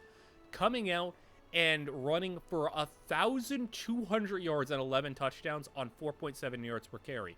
Now, he fumbled 3 times, but one of the fumbles wasn't even on our team, because he fumbled in week 1 in Green Bay, which is kind of funny that I traded for him after he fumbled. So he only fumbled twice for us. He didn't fumble in the playoffs either. Santana Moss did miss a few games, but still ended up with 800 yards and 9 touchdowns, his highest touchdown total in a number of seasons.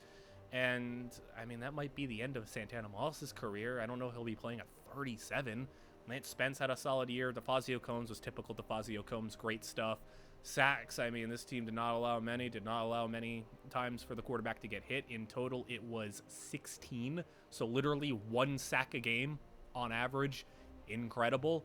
Defense, meanwhile, I mean, tackles for loss. Michael Poe was in there. Calais Campbell, all those guys, great. Calais Campbell had 9 sacks. Lamar Rhodes had 7. Merriman with 6. Michael Poe with 5.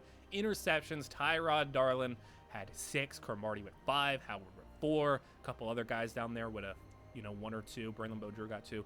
A season where LaRon Landry only had 1 pick, but 14 deflections, a couple of fumbles forced, defensive touchdowns, got a couple of guys in there. So defense was good, but like, I don't know what that last season was. So you can kind of see the comparison here.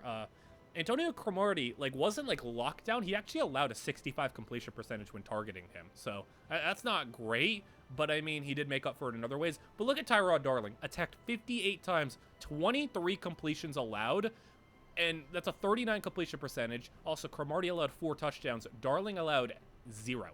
Tyrod Darling didn't allow a touchdown. Tyrod Darling scored more touchdowns than he allowed. Like, the dude's insane. Like, I know the pick sixes aren't as high as Ronaldo Moon, but Darling is insane. Kicking, I mean, hey, that's pretty solid right there. 82%, and he made all of his inside 40-yard kicks. And, I mean, that's all you could really ask for. Make the kicks you're supposed to make, and hope you can make some of the longer ones. He made a 55-yarder. I mean, kicking seems to be pretty all right. I mean, you can see, man, look at that. We had 2 kick return touchdowns off onside kicks, and then, I mean, that happened in the playoffs. Like, that's so crazy, man. I don't even know. So you can see Marcus Vest had the most missed assignments. Like I said, I was trying to ease him in, but I was easing him in, and he still ran for 1,200 yards, man. Like, he was really good. Joe Flacco, yeah, my goodness, man, 35 interceptions. You okay? 5,000 yards though. Luke Rambis had a up and down season, 26 interceptions, but I mean, we led the league in touchdowns. Chad Gunn, highest passer rating for qualified, proper, full-time starting quarterbacks by a comfortable margin. Yards, I mean, he's up there. Not the 5,000 that we are he's hit before, but still really good. And then when you look at Calvin Cashmont, oh my goodness, what the actual that is awful. So on our team, he was steadily declining, but he goes and sets a career high in fumbles in Atlanta, sets a career low in yards per carry, and had an awful season. I mean, he had 1,000 yards at 11 touchdowns. So when you look at that on paper, but when he did it on 330 carries and fumbled 8 times, my goodness, man. Meanwhile, Marcus Vest was 4th in the NFL in yards, still also had 11 touchdowns, which was up there right next to Calvin Cashmont, which is, Calvin Cashmont was getting a lot of touchdowns, but he wasn't getting us a lot of efficiency. Calvin Cashmont led the league in fumbles this year, so my goodness, man. And look how bad Selvin Young was. Why were the Eagles giving this dude carries? 130 carries, 2 yards a carry, 7 fumbles. He's so bad, man. What is this? This is who the Eagles are trotting out at running back. He didn't even play last year. What the heck? Oh, my goodness, the Eagles are bad.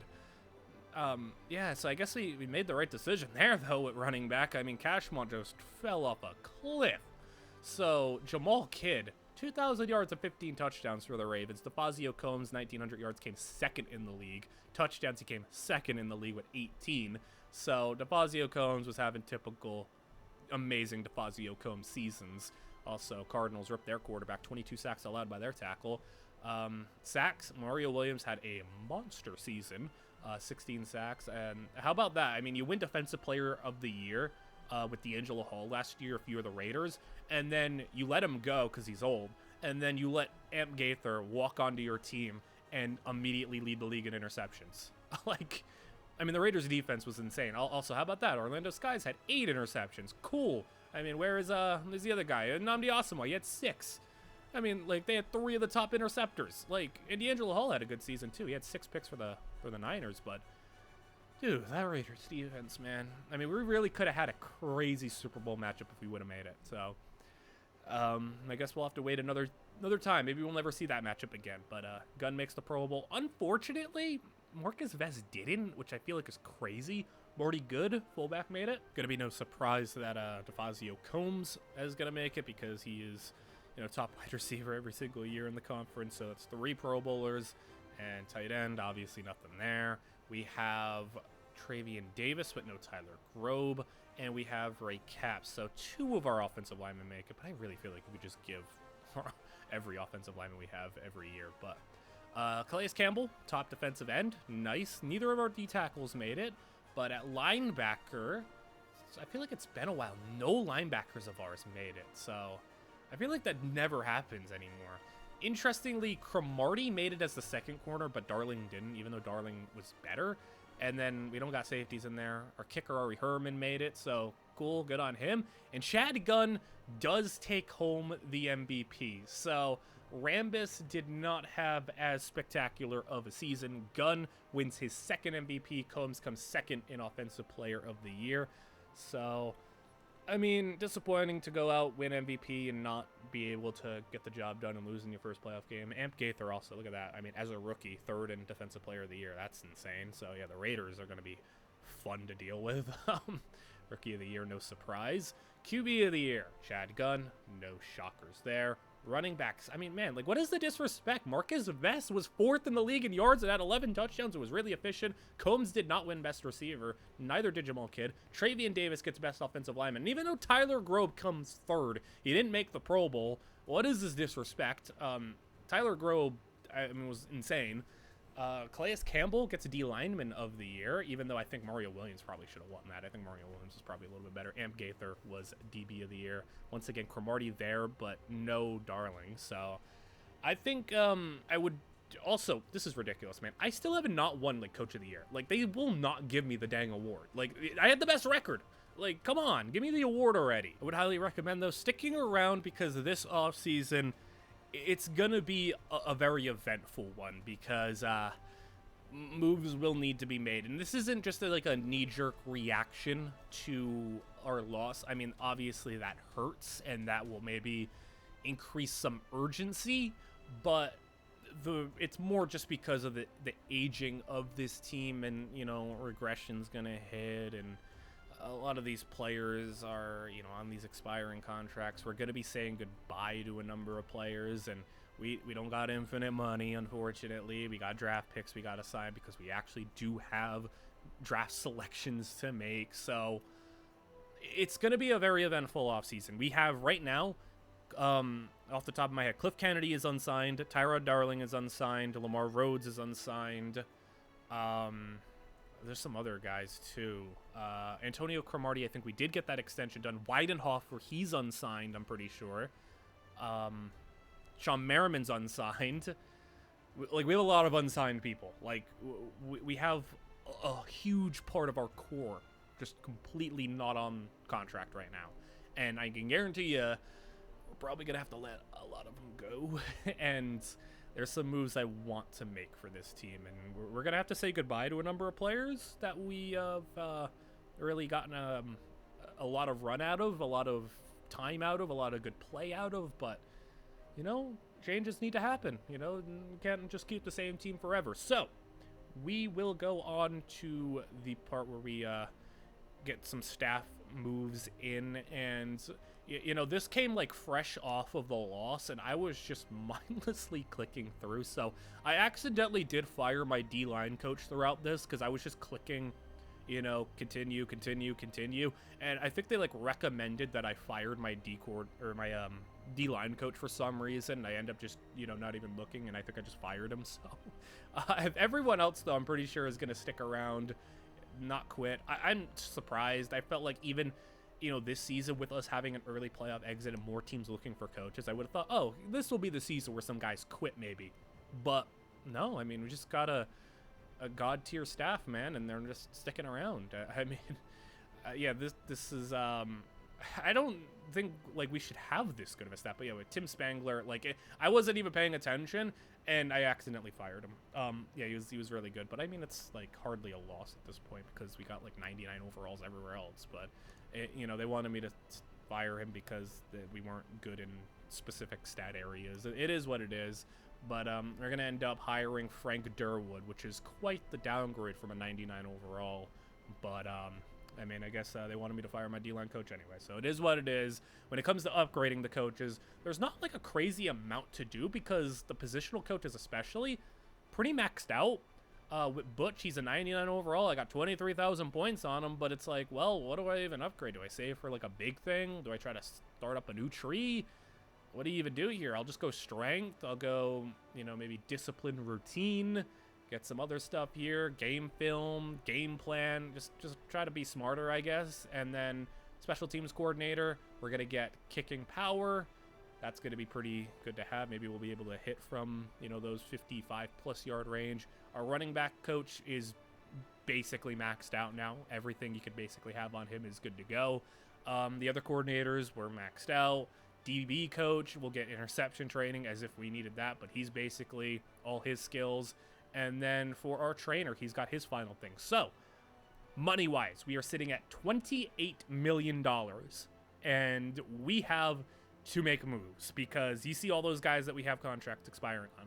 Now here, let's take a look at some of the health of some of our older players. This is the part where we need to say goodbye to some players because Shawne Merriman, he's got a contract expiring, and he plays really well for us, but at the end of the day, he just gets banged up way too much. And I mean, he played actually more snaps than he did in a long time last year, which is odd since he got knocked out of a couple of games and missed a game. But Merriman is at 32 years old. He will be turning. I'm just going to let him walk. How about 24 on each leg and 29 on the torso? Like, he is breaking down. And another player, and you're going to see a little bit of a theme here, at linebacker Thomas Howard, he is 32, going to be going on age 33. He's been with us for 6 years, but I just think it's time to move on. Howard is the one that maybe hurts the most to get rid of, but he's making, $6 million. We're going to get a couple of that off the books, and, maybe if something pops up where we can maybe bring him back, I guess, but, I think we're just going to have to say goodbye and, let him ride out the end of his career. And then how about 33% on the leg, 50% on the right leg, a couple of banged up arms and torso. Another linebacker, Martin McPeak, he's also 32, final year of his contract, $4 million off the books. We'll still have Michael Poe, but that's about it. Now, another thing that happens is I was going through the roster just kind of looking, and you can see who's not here. Santana Moss, impressively, he made it till 2016, but at the age of 37, he is retired. So Santana Moss, we say goodbye to him. Now we have a hole at one of our starting receiver spots. You can kind of see the hole start to form here. A starting wide receiver, 3 linebacker slots. Jake Middleton, who's been a solid rotational backup, we're going to cut him. That frees up almost $2 million.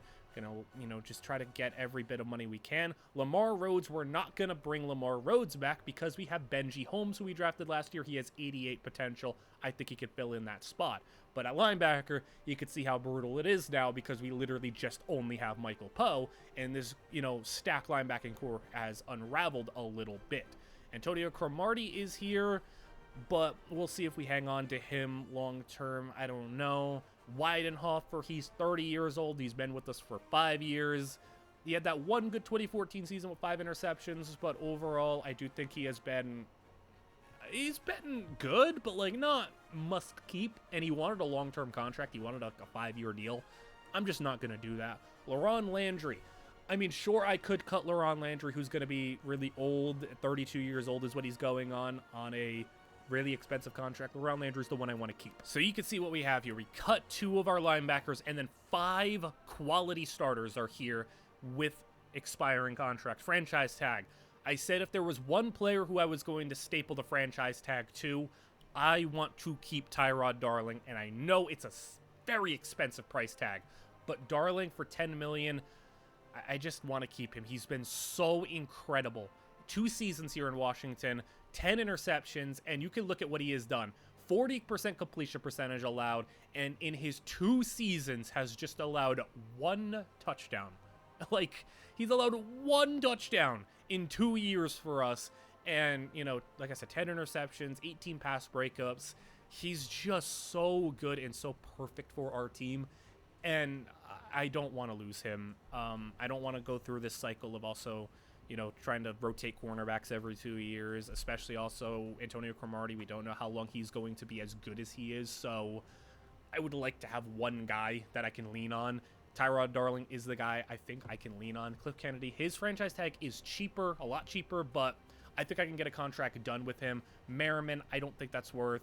Lamar Rhodes, I at least have a replacement plan. And then with Weidenhofer, I mean, I'm not paying $7 million for Weidenhofer. So Tyrod Darling for $10 million is going to be the move here. I would like to get a long-term extension done with him. So of all those players, that we had with contracts, we were able to keep Tyrod Darling. We got an extension done with Antonio Cromartie for 2 years during the regular season. But other than that, our holes, wide receiver, center, potentially DN, but I have that, backup plan. Benji Holmes is fine. I'm not going to be prioritizing it. Outside linebacker, left side, right side, second middle linebacker, and free safety. This is the most holes we've had on this team in a while. So we gotta really lock in here and have a good off season. And with the amount of money that we have, we did free up money with Santana Moss retiring. That freed up about $4 million. We had Martin McPeak, that was about $4 million. Jake Middleton, that was a little under $2 million. Thomas Howard, that was $4 million. So with the money that we freed up, we used some of it to pay Darling, and then we're back about where we were. We're probably going to have about 25 to 30 million to fill out the rest of this roster and sign our draft picks. I think the way to go here, trades will probably need to be the move. I think that is where we really need to look. I want to make sure that this team doesn't have a season like they had this year where we started slow. Even though we won 13 in a row, we ended it in pretty embarrassing fashion, and I don't want that to happen ever again. The expectation for this team is that we win not just a Super Bowl, but multiple Super Bowls. This is not a team that should only be winning one ring. This is a team that should be winning multiple. But it's hard. I mean, the Raiders, it took them so long. They finally won a Super Bowl. I mean, they hadn't been able to do it. I think they had been to 2.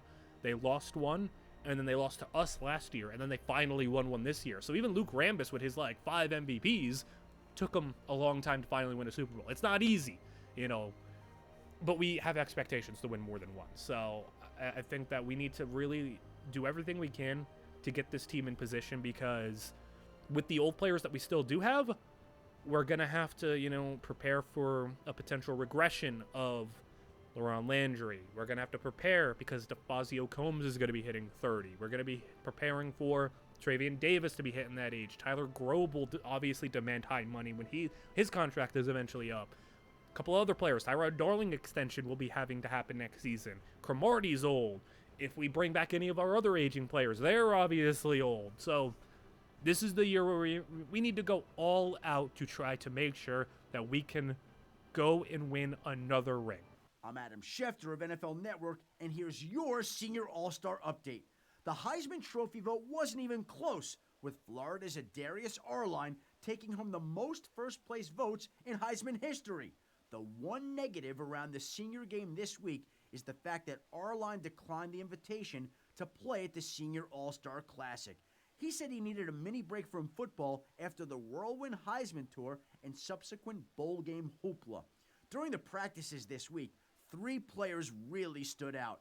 Linebacker Kemba Brown from Georgia, Nebraska defensive end Trent Patrick, and New Mexico State's Josh Gambrill all look like they came to play some football. And I'm going to be honest, this might be the most stacked free agency of the series, as look at the quarterbacks. Brad Walters of the Vikings and Quan Taylor of the Jaguars. Jared May's here too, but 2 superstar quarterbacks are on the market, and the Seahawks have let go of Jared May after, his worst season in Seattle. He's progressively gotten worse and worse in Seattle. His rating's gone down. His touchdowns have gone all over the place. Yards have gone down. Completion percentage has gone down. But Calvin Cashmont, Falcons didn't want to extend him. Understandable. He'll be hitting the open market. And then wide receiver, you got Deshaun Jackson available. You got Anquan Bolden available. Got a couple of other guys that all seem like they could be solid contributors. Tight ends, usual. Got a lot of good tight ends. But are we going to be able to plug up any of our holes with any of these players? I mean, you got a 93 overall guard as a restricted free agent at center. I mean, Nick Hardwick is available, but he is, even older than Cliff Kennedy, but Kennedy on the open market. I mean, let's see some of these positions, though, that we are letting go. Jake Middleton is going to be a top left end. He'll probably command some money. Lamar Rhodes, top right end. He was from our team as well. So, I mean, that's going to be a little rough that our players are like the top of the market guys, because outside linebacker, Thomas Howard, number 1 over here. How about middle linebacker? Martin McPeak, top middle linebacker. Right outside linebacker, Sean Merriman, top guy. that's pretty brutal. All of our linebackers are the top at each of their respective positions. Cornerback Rasheed Math is available at a 91 overall. A couple of other players. Weidenhofer, top free safety. I mean, you could literally build a whole defense with some of the players that we let go. So that's rough. Adam Schefter of NFL Network here with your NFL Combine update. Illinois All-World receiver Dwayne D2 Darby made heads turn with his 4.37 40 time this week, but it paled in comparison to what lineman Akeem McDonald ran, a 4.55 40. Iowa tackle Tim Dewberry benched 225 pounds 40 times this week, staking his claim as the strongest player in the draft. Another player that helped his stock was Delvon Higgins of Cal. Higgins had a tremendous run midway through the season, then went quiet. Until now at the Combine, where he put himself back in the mix after a 4.33 40 time. Some scouts are already calling him FDH, Fast Del Higgins, a spinoff of the famous FWP, Fast Willie Parker. I'm Todd McShay, and this is the draft preview. After putting together my mock first round, I've got a decent idea of how the top of the board will shape up. Dwayne Darby, D2, the Illinois college version of Terrell Owens, is far and away the best prospect in this class. He's joined at the top by Florida quarterback and Heisman winner Adarius Arline, Ray Virgil from Florida State, and BYU quarterback Travis Nixon. And if you're looking for a sleeper, I'd go with Antonio Watson from Alabama A&M. There's still plenty of potential left in that kid. He reminds me a lot of a young Brian Dawkins coming out of Clemson. I'll be back later with more on the draft. All right, a lot of good info there. As I mean, if the Eagles get a Darius Arline, that's going to be fun to deal with. But maybe the Eagles will start to be good. But we've got a lot of quarterbacks here at the top of the board. Darby looks awesome. A couple of other players seem really interesting. We got our first round pick at 28th. They project us to take a right tackle. That's crazy because we're not doing that. We're not taking an offensive lineman. I know I can't resist, but I don't need one. I mean, unless I'm taking a center in the first round. Not going to happen, though. I promise. I promise no offensive lineman in the first round. Guarantee, even if we literally don't have a center. Not happening. So, $27 million with all the cuts and the retirements and the franchise tag. We are at $27 million.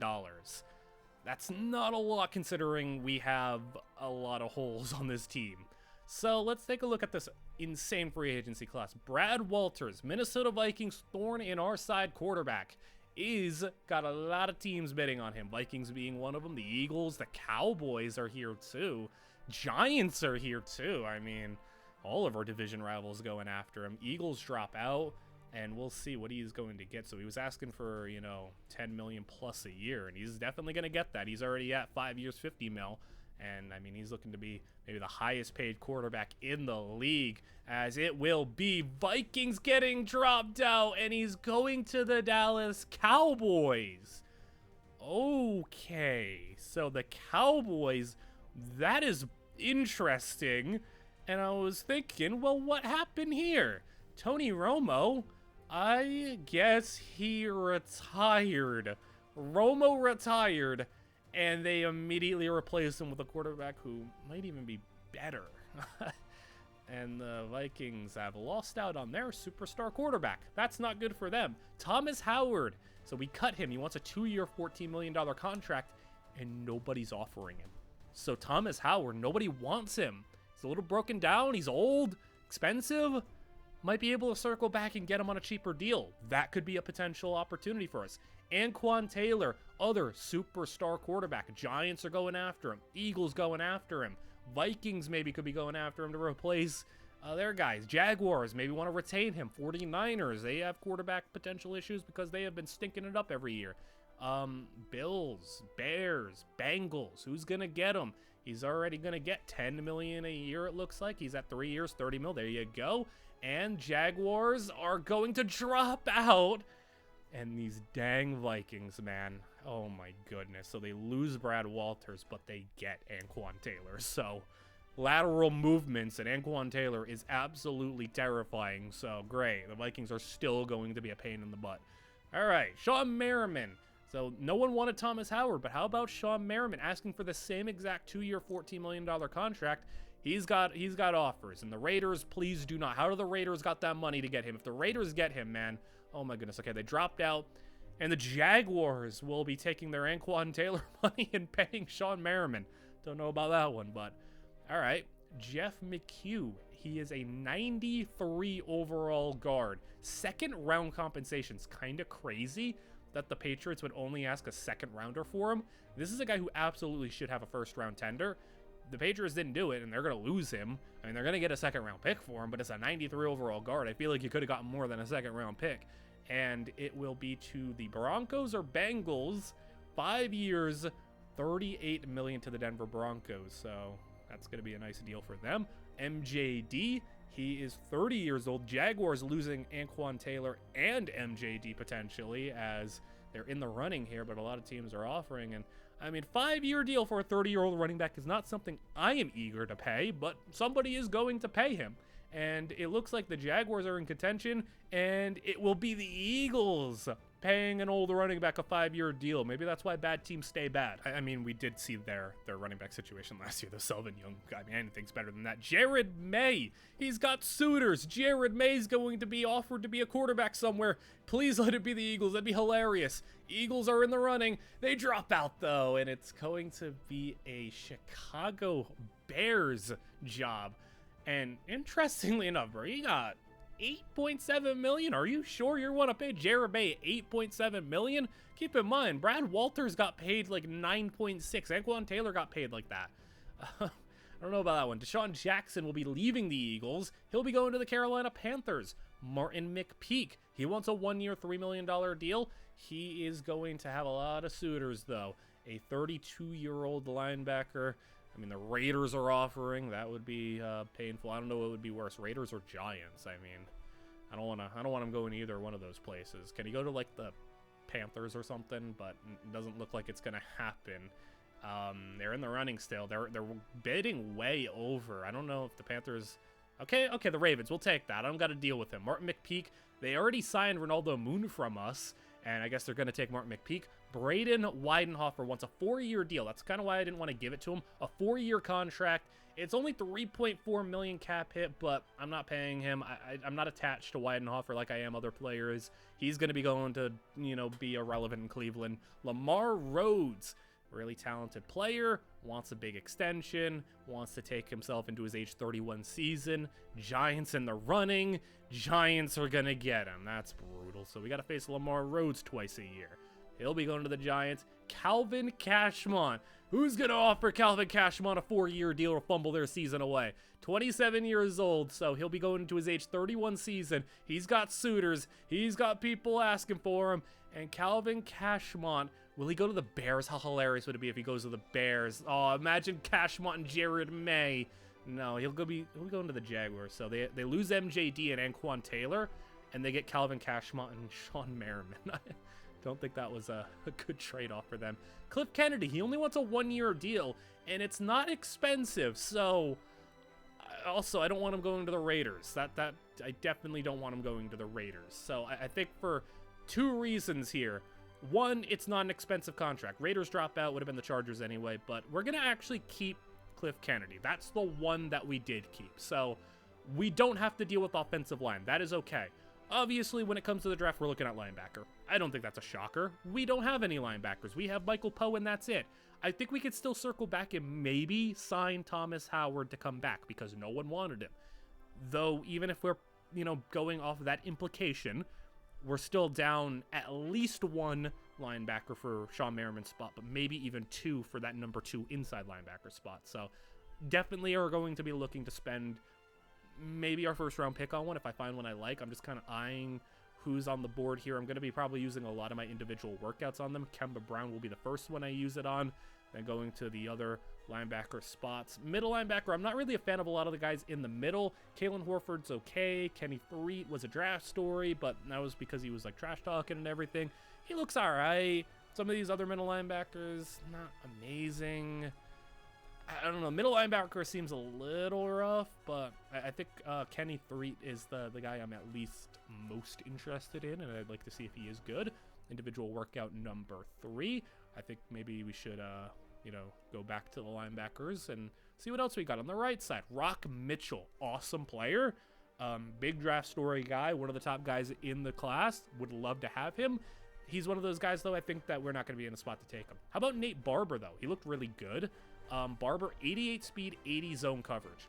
That sold me. So how about individual workout number 4? Are we going to go back to the linebackers again? No, I think cornerback could also be a move for us because we have no guarantee that Tyrod Darling will be here for the long term because he is on a franchise tag. And Antonio Cromartie's like 32 years old, and I am at least contemplating trading him because I do think the league perception of him is a lot higher than reality. I'm Adam Schefter of NFL Network, and here's the latest news from the Pro Days. Virginia Tech was one of the most popular stops this month as they showed off super prospects like defensive end Derek Torrance, cornerback Bracy Burns, and defensive tackle Matt Winchester. Safety Michael Prather from Ole Miss worked out and really impressed everyone he came in contact with. He ran a much better time at his pro day, a 4.45, compared to that abysmal 4.67 at the combine. He's moved his way back into the top 10 and should be the first safety off the board. All right, maybe number 1 safety off the board could be interesting for us as we really do need some help back there. Antonio Watson was a player that was potentially to keep your eye on from Alabama State. We're going to look at him. We like I said, though, at Cromartie, I mean, like, Darling didn't make any of the awards, didn't make any of the Pro Bowls or anything, but, like, he's just a better player and, younger, better. We like him more here. So I was just really interested in seeing what the options for a trade for Antonio Cromartie is. I might not do it because I just have other places to look. But I just thought it was something to maybe keep an eye on. If somebody had to go for like maybe a trade up or to trade for another player, I think it could be Cromartie to be the one to go. But you could tell right now, I mean, we still haven't filled wide receiver. We haven't filled safety. We haven't filled linebacker. We haven't filled any of these holes other than just getting Cliff Kennedy back. And you might be thinking, well, what are you going to do? I've been trying to test the trade waters, a lot of it off screen because it's really boring to be just asking for trades and kind of sifting through certain offers and gauging the value of certain players. But I've been looking, and there are definitely some trades that are going to be made. I think a bulk of them could happen post-draft just to kind of see what we end up with in the draft and then kind of assess where we need to fill some holes. So this is probably going to be the most eventful post-draft in any of the off seasons that we've done in this series, but there are still some moves to be made beforehand potentially. Still looking at linebackers. Linebacker was a really tough one. A reason why I'm doing so much when it comes to linebacker specifically is not just because of the holes, but it's also because trying to look and trade for a linebacker, linebacker's like the roughest one. Like, there's just nothing I'm interested in when it comes to trades. So I'm using most of my individual workouts. That's the position I'm really looking to fill in the draft. We do have another guy down here, Javon Ginyard. How about 88 zone coverage? Good coverage, 82 man, solid speed, solid athleticism. Could be maybe a solid little pickup for us as he doesn't have crazy potential, but I'm interested. I do think it is also important to keep in mind we do have an extra pick. Remember, Calvin Cashmont, we traded him for a this year third, and then for Marcus Vest, we traded a next year third. So we do have an extra third this year that we could use in a trade or, to select somebody, obviously. Wide receiver, too. Obviously got to take a peek at that. Santana Moss, big shoes to fill. That's a guy who got 800 to 1,000 plus yards every year. So I think the guys that really interest me that realistically could happen, Tony Jenkins, because obviously Dwayne Darby's not going to happen. I put Skylar McNeil also, you can see there I had him on the trade block, just, fielding offers. I feel like there's just so much to explore, and, I'm testing the waters a little bit. So we got one more individual workout. I do think the draft is definitely going to be on the defense. I think I can fill pass catcher in trades. I think there's a couple of guys I've been looking at. So cornerback, just a look. A couple of guys got good man coverage, but I'm not loving the ones that I haven't already spent on. And then Michael Marlowe was somebody who looked really good, so I'll look at him. I'm Adam Schefter of NFL Network, and here's your draft update. Dwayne Darby's agent has been very busy this past month, setting up visits with 22 of the 32 NFL teams. Darby is by far the best receiver prospect in this year's class. The only player that can possibly compare to Darby is Edgar DeVoe out of South Florida. DeVoe was not able to attend the Senior Classic and then missed the Combine due to a mysterious illness. This was the first time DeVoe's skills had been on display since the regular season. I heard some scouts talking about possibly converting him to tight end, which I'm sure he's not going to be thrilled about. As predicted, those receivers are going to be a little high up for us, but the next guy on the board, Tony Jenkins, is wide receiver 3. How about 93 potential with 90 spec catch? He looks awesome. Michael Marlowe, 89 potential, pretty good. Like, those are guys you could definitely work with, especially Tony Jenkins. That could be a move for us. So, you go to Kemba Brown, 87 potential. That's pretty okay. Maybe not someone I'm, like, eager to pick a first rounder, but you gotta also understand that some of the philosophies, of course, do impact the potential and the overall. So I think, if I put the right philosophy on them, that I can maybe maximize them a little bit. Kalen Horford, though, I thought maybe with his lack of athleticism, he would make up for it in other areas. Not really. 84 potential, not crazy there. Kenny Threet, kind of disappointing. I was hoping for more there. 83 potential. So not really guys I'm looking to get. Then I also looked at Javon Ginyard, who had really high coverage and I was really excited for, and he has just got 82 potential. I still might take him because he looks to be more like a third-round pick. I still might be interested in taking him, but it's kind of disappointing. None of the middle linebackers were really all that good, so gonna have to definitely look on the outside linebackers. And with that, it is going to be Nate Barber, 86 potential, but keep in mind, I do not have it on pass coverage. I think if I moved the philosophy to pass coverage, it could be like 88, maybe? I think it'd be a little bit better. Bracy Burns, someone I was curious about. D'Angelo Hall comp, man coverage, interesting. Just 87 potential, so not great. I mean, not a lot of great players. 85 potential, again, that's solid, but no, like, superstars, no great players, just a lot of nice players. You can get by with these guys. Antonio Watson, 88 potential, we could work with that. That's a maybe. That would be better than what Weidenhofer is if he ever hit that 88 potential. But when it comes to trades, I said there was some moves that I was looking at making, and tight end was actually a spot. What about the generational, supposed to be great tight end Cleveland Green? Now, if you're wondering, why are you looking at Cleveland Green? Well, I want to take a look at what his perception was compared to what his reality has been. If you remember that draft, the 49ers made 5 first-round selections, and their first one being Cleveland Green. The 49ers picked a lot of players in that draft that I liked. The issue was they traded all of their future to get 5 first-round picks, and then proceeded to go 0-16, have no picks left, and then let their division rival Seahawks select number 1 overall. And then they haven't been good even last year. So, well, what do you do if you were the 49ers? Cleveland Green has been a player that has underwhelmed up until this point. Think of maybe a little bit of Kyle Pitts syndrome here, but except he didn't have that great rookie season. 2 catches as a rookie, didn't play much, and then when he got to fully play as a rookie, he had 60 catches, cool, but for 8 yards a catch and didn't really do all that much. And then, on top of that, Cleveland Green's an 82 overall. That's good, but like not top tier. And he's, because of his draft status, is one of the 5 highest paid tight ends in the league. So I'm sitting here looking at it and saying, to them, he's overpaid, underperformed, and they're a bad team who risked a lot and failed. I think trading for him is a move. And I know it's going to hurt a little bit because we're trading away Skylar McNeil, a 4th and a 5th to get him. But Marcus Vest proved that he could be the team's running back. I can find a number 2 somewhere else. Cleveland Green, though, you can't find a Cleveland Green elsewhere. Maybe a change of scenery on the right team with a good quarterback is the right way to go. You could see his potential. He has a potential to be like the greatest tight end ever. He just hasn't been utilized like that. And I think Cleveland Green's so talented, I could just play him at wide receiver if I really wanted to. But I think that was a move worth making. I had to get creative with pass catcher. It's a little bit cheaper to get a tight end than it is to get a wide receiver, but I think that can work. If we don't get a wide receiver, we can roll into the season with Cleveland Green, do some creative stuff, and maybe utilize the tight end a little bit more.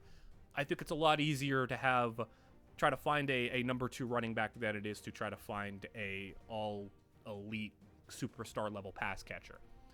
I think that while it was a risky move, I think it's one to make, and it didn't cost us a crazy amount. You can kind of see what we did here when it came to the players that we left or let go and kept. We kept a lot of our depth. I mean, really cheap contracts, too, like $800,000, but the big ones, Cromartie, I mean, we kept him 3 years, $17 million. Tyrod Darling got franchise tag. Tremaine Dutch, I mean, hey, you're sticking around on, minimum contracts. I like to have continuity on my depth, but here it is time for the NFL draft. So I made one trade before the draft. Tight end / just pass catcher in general is looking fine. How about in this draft, we got the number 1 pick. North Carolina A&T defensive end Amon Timmons simply manhandled offensive linemen all year long when he was healthy.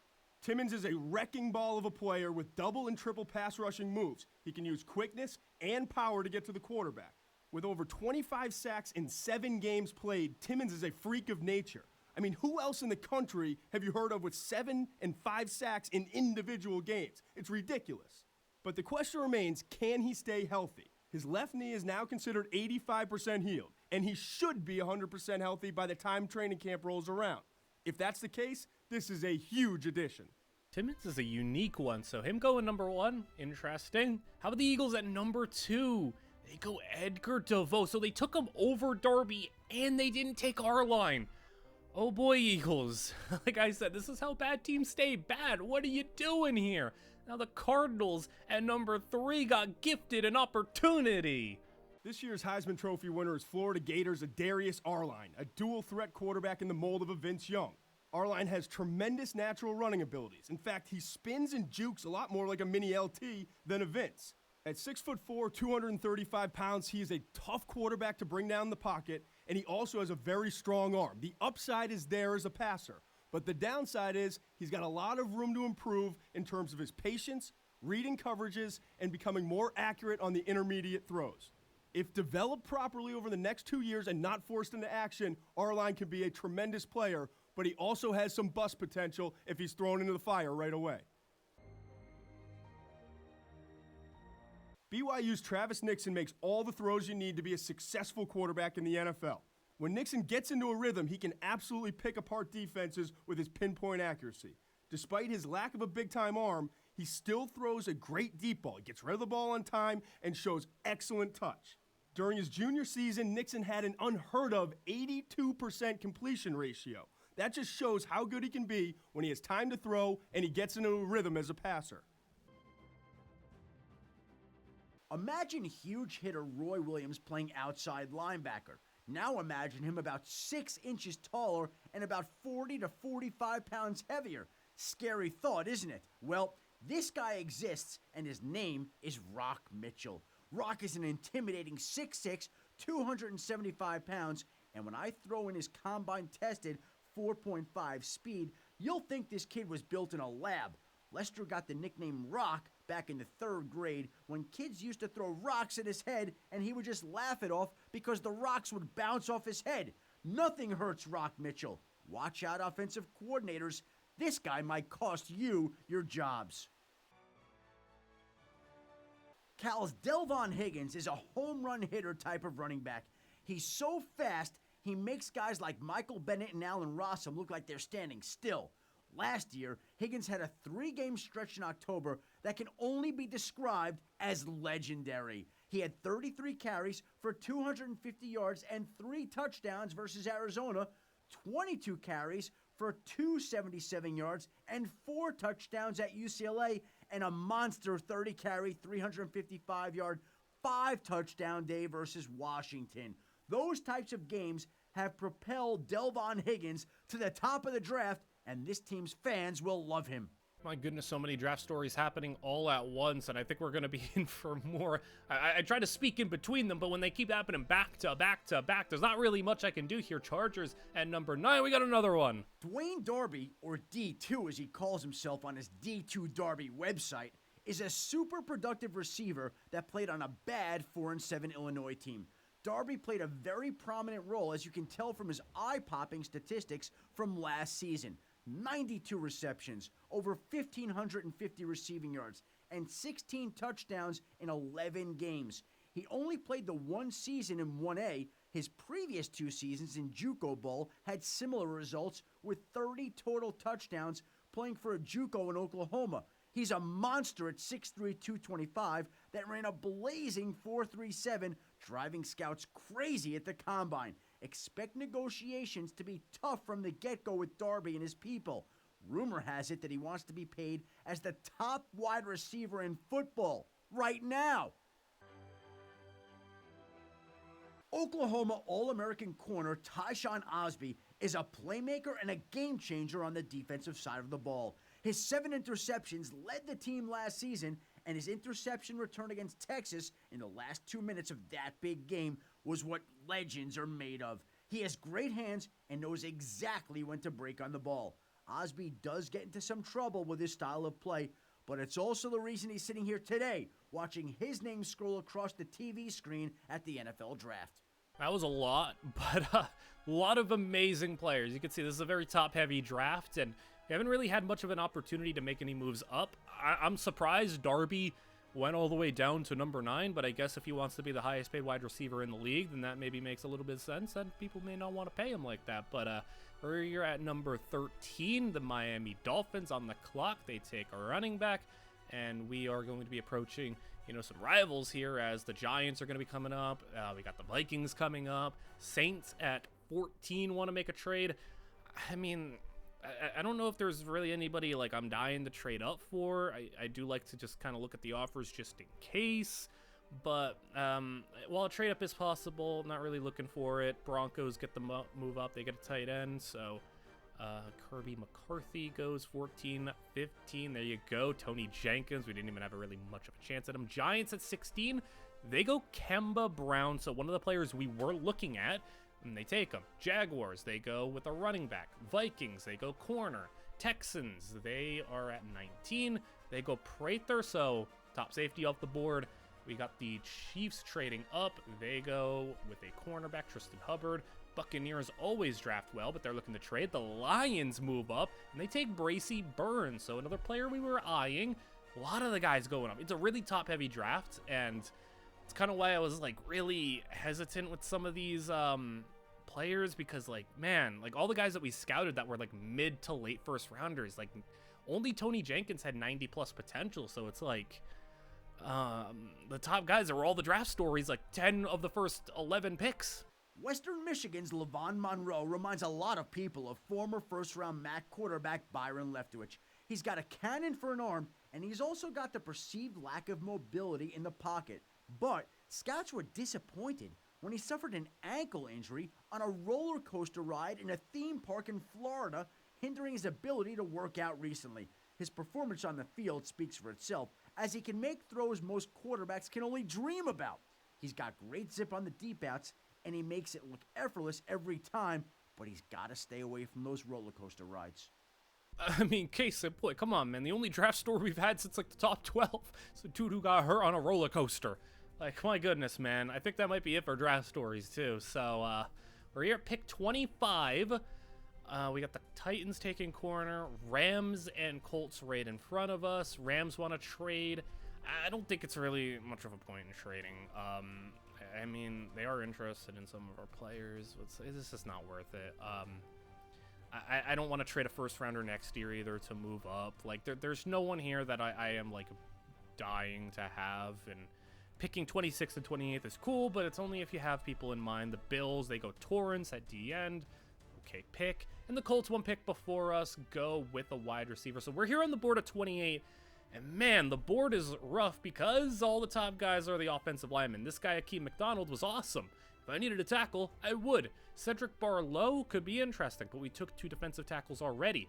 CJ Brackman, of all the corners that fell, this is the one that fell. And this one, I never take guys in the first round that I just don't fully scout unless I am sure that they are good and I at least have their Senior Bowl stuff. But Brackman was interesting to me. He's got some solid stuff to him. He's got the man coverage. Michael Marlowe's still here, 89 potential, but I don't know if I want to spend the first round pick on receiver. I really don't like this board, at all, to be honest. I think that just this is such a top heavy draft, and I don't love the the mid to late first round, top of second round type of area, where this is the area of the draft that we have made so many selections in. And usually in some years you get some great stuff. You know, we've gotten Tyler Grove, we've gotten Lance Spence in this area, we've gotten Skylar McNeil in this area, we've gotten a number of players that are really interesting in this area. But here, Nate Barber's on the board. Some of the other linebackers that weren't as good are on the board. But I was like, man, well, let's take a look at the trade ups or trade outs, and we got one, and it's not a good one. We can trade down 15 selections, but it would just get us a 5th rounder. Like, that's not worth it. That's just not worth it at all. And you know, if I wanted to get a trade offer that I felt like was maybe worth it, I would have to scroll a long way, and it's going to be a trade that the Patriots are not going to offer us. So, no real trade down options. We're stuck making a selection here. And my options are take a player that CJ Brackman's the one that interests me the most, but like I can't justify taking a first rounder that I just don't know anything about. He's got some okay athleticism, but man coverage, high speed ratio, press, and his biggest knocks are like small school. Maybe he's a guy I could have full scouted. I full scouted some other corners. I didn't know if Brackman would be here. He was 28th. We are at pick 28, so it's like it was very close. Marlowe would be the best player I could take that I would be able to use. And then I think if we're going for a need pick, I think looking at the linebackers, Nate Barber's the best one on the board. And Nate Barber, we know at the very least has 86 potential. But like I said, I think Barber would have higher potential if I changed my philosophy and made it pass coverage, because that's what he is. I know it's a reach. I know it's picking for need, not talent. And throughout the years, I have picked talent over need time after time after time. That's how we got the offensive line that we got, even though offensive line isn't always what we have needed. I think this year, we pick for need. Nate Barber's a guy who I don't know if we'd have a chance at in the second round unless we would make a trade up. I think we know at the very least he's 86 potential. I think with a philosophy change, he could be 87, 88, 89. We need a linebacker. I think it's just a smart, safe pick to make.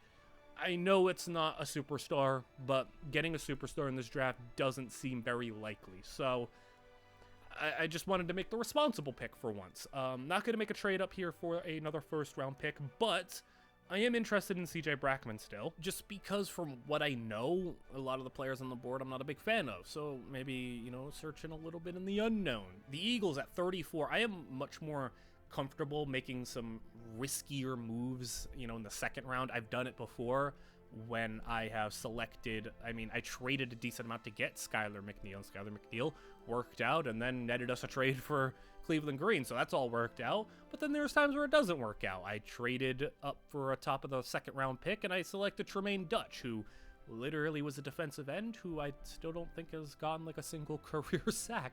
Still on the team, but you know, sometimes it works, sometimes it doesn't. Here, how about the 69th overall pick and then trading Najee Sindel and Hall? Trading 2 backups, essentially, and a third round pick to move up. CJ Brackman is a guy who was, you know, top 32 on the board. He's 28th, so he's a guy who could have gone in the first round. Michael Marlowe, again, better player. I don't know. I feel like I could do better at receiver. I have some guys I'm eyeing elsewhere.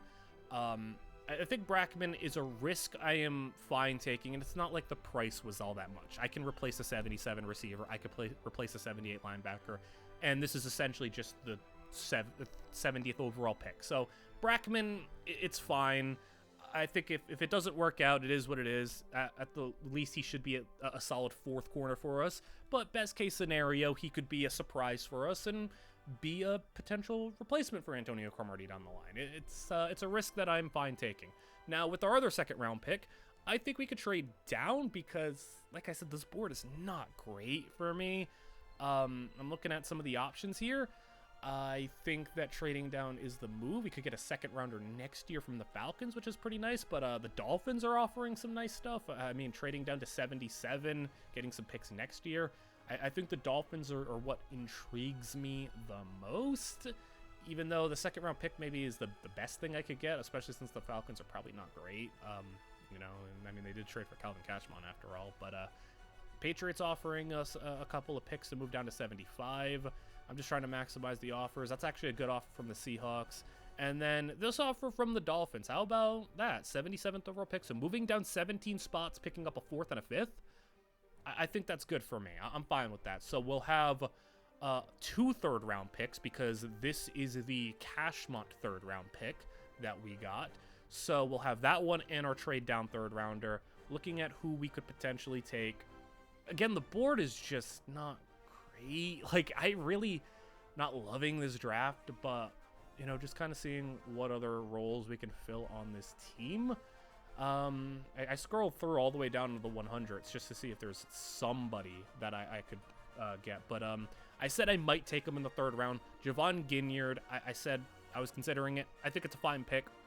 We need a backup middle linebacker. I mean, we got it. So we traded Hall. I think Hall, who was like a 78 overall, he could be just as good as Hall. So we will have another trade down. We're just kind of trading around, moving our picks about. 4th rounder. I thought, you know what? Let's go and get backup quarterback set. And this guy looked really impressive. Dean Prosser. How about 96 throw power and 80 accuracy? He looks better than some 1st-round quarterbacks that I've seen in this game. So, backup quarterback's not really a position that I've ever needed to address, but, I mean, you know, never bad to have an emergency backup quarterback in the 4th round. I think that's a fair pick. Another 4th rounder here, as we are going to go with Dustin Martin. We did not really get to address starting safety. We do not have a starting free safety right now, so maybe he could surprise us, maybe not. We're probably going to have to fill that out somewhere else. 5th round, defensive end, get some depth there. We didn't, you know, get anybody at all. Our backups last year, Benji Holmes is now going to be a starter, and then Jake Middleton we cut, so defensive end could be useful there. Linebacker, we obviously know we have needs there, so maybe I just go and take a shot in the dark on somebody else. That could be good for us. We're going to do that with Andrew Reed. 7th round, we got some other guys here. Kevin Snow was somebody I was looking at. I love the middle linebackers that have compared to none. You know, they're just so unique that you just can't compare them to anybody. We're going to take one here. And that should wrap up this draft with one more 7th round selection. With my undrafted guys, I basically just stuffed them all in the like linebacker just to see if I can find somebody there. But we're going to take Kareem Price at safety. And when it comes to free agency, we're going to get John Abraham to be a backup end for us. I said I wanted to fill out that defensive end spot as a backup, so we're going to do that. And then at linebacker, I said Thomas Howard. He didn't go signed. He slipped through the cracks. $3 million.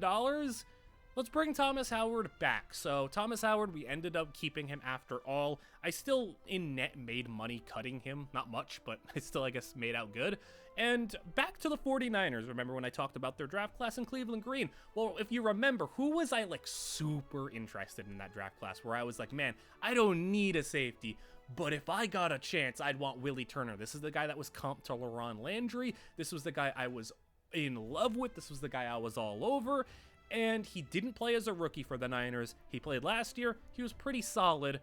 But how about trading an 83 overall guard who we drafted, I think, a year or two ago and who has pretty high potential, and then trading 2 mid-round picks? So the 49ers unloading 2 of their first rounders after that failed experiment. How about getting Willie Turner? I said if I were to take Willie Turner 2 years ago, I would have moved him to free safety because of his athleticism. Well, you move him to free safety, he's a lot better. He's a 92 potential, 88 overall. You can go back to that video where I was talking about it. I was dead right about Willie Turner and how much I loved him. So, Turner, like I said, didn't play as a rookie. Okay as a second-year player. I love this. 94 zone coverage at his max and 95 speed. So safety upgraded. By the end of it, I ended up with my guy, Willie Turner. And then some other stuff. How about backup running back? Texans, Kendrick House. How about 98 ball carrier vision, 90 carrying? He's 31 years old on a bad Texans team. He's just kind of been a solid, steady split back. That's kind of what I need. Safe, reliable. Just get a guy who can do the job. 2 5th-rounders or a 5th and a 7th or whatever. I think 2 5th-rounders, that's fine for a backup running back. Like I said, I can...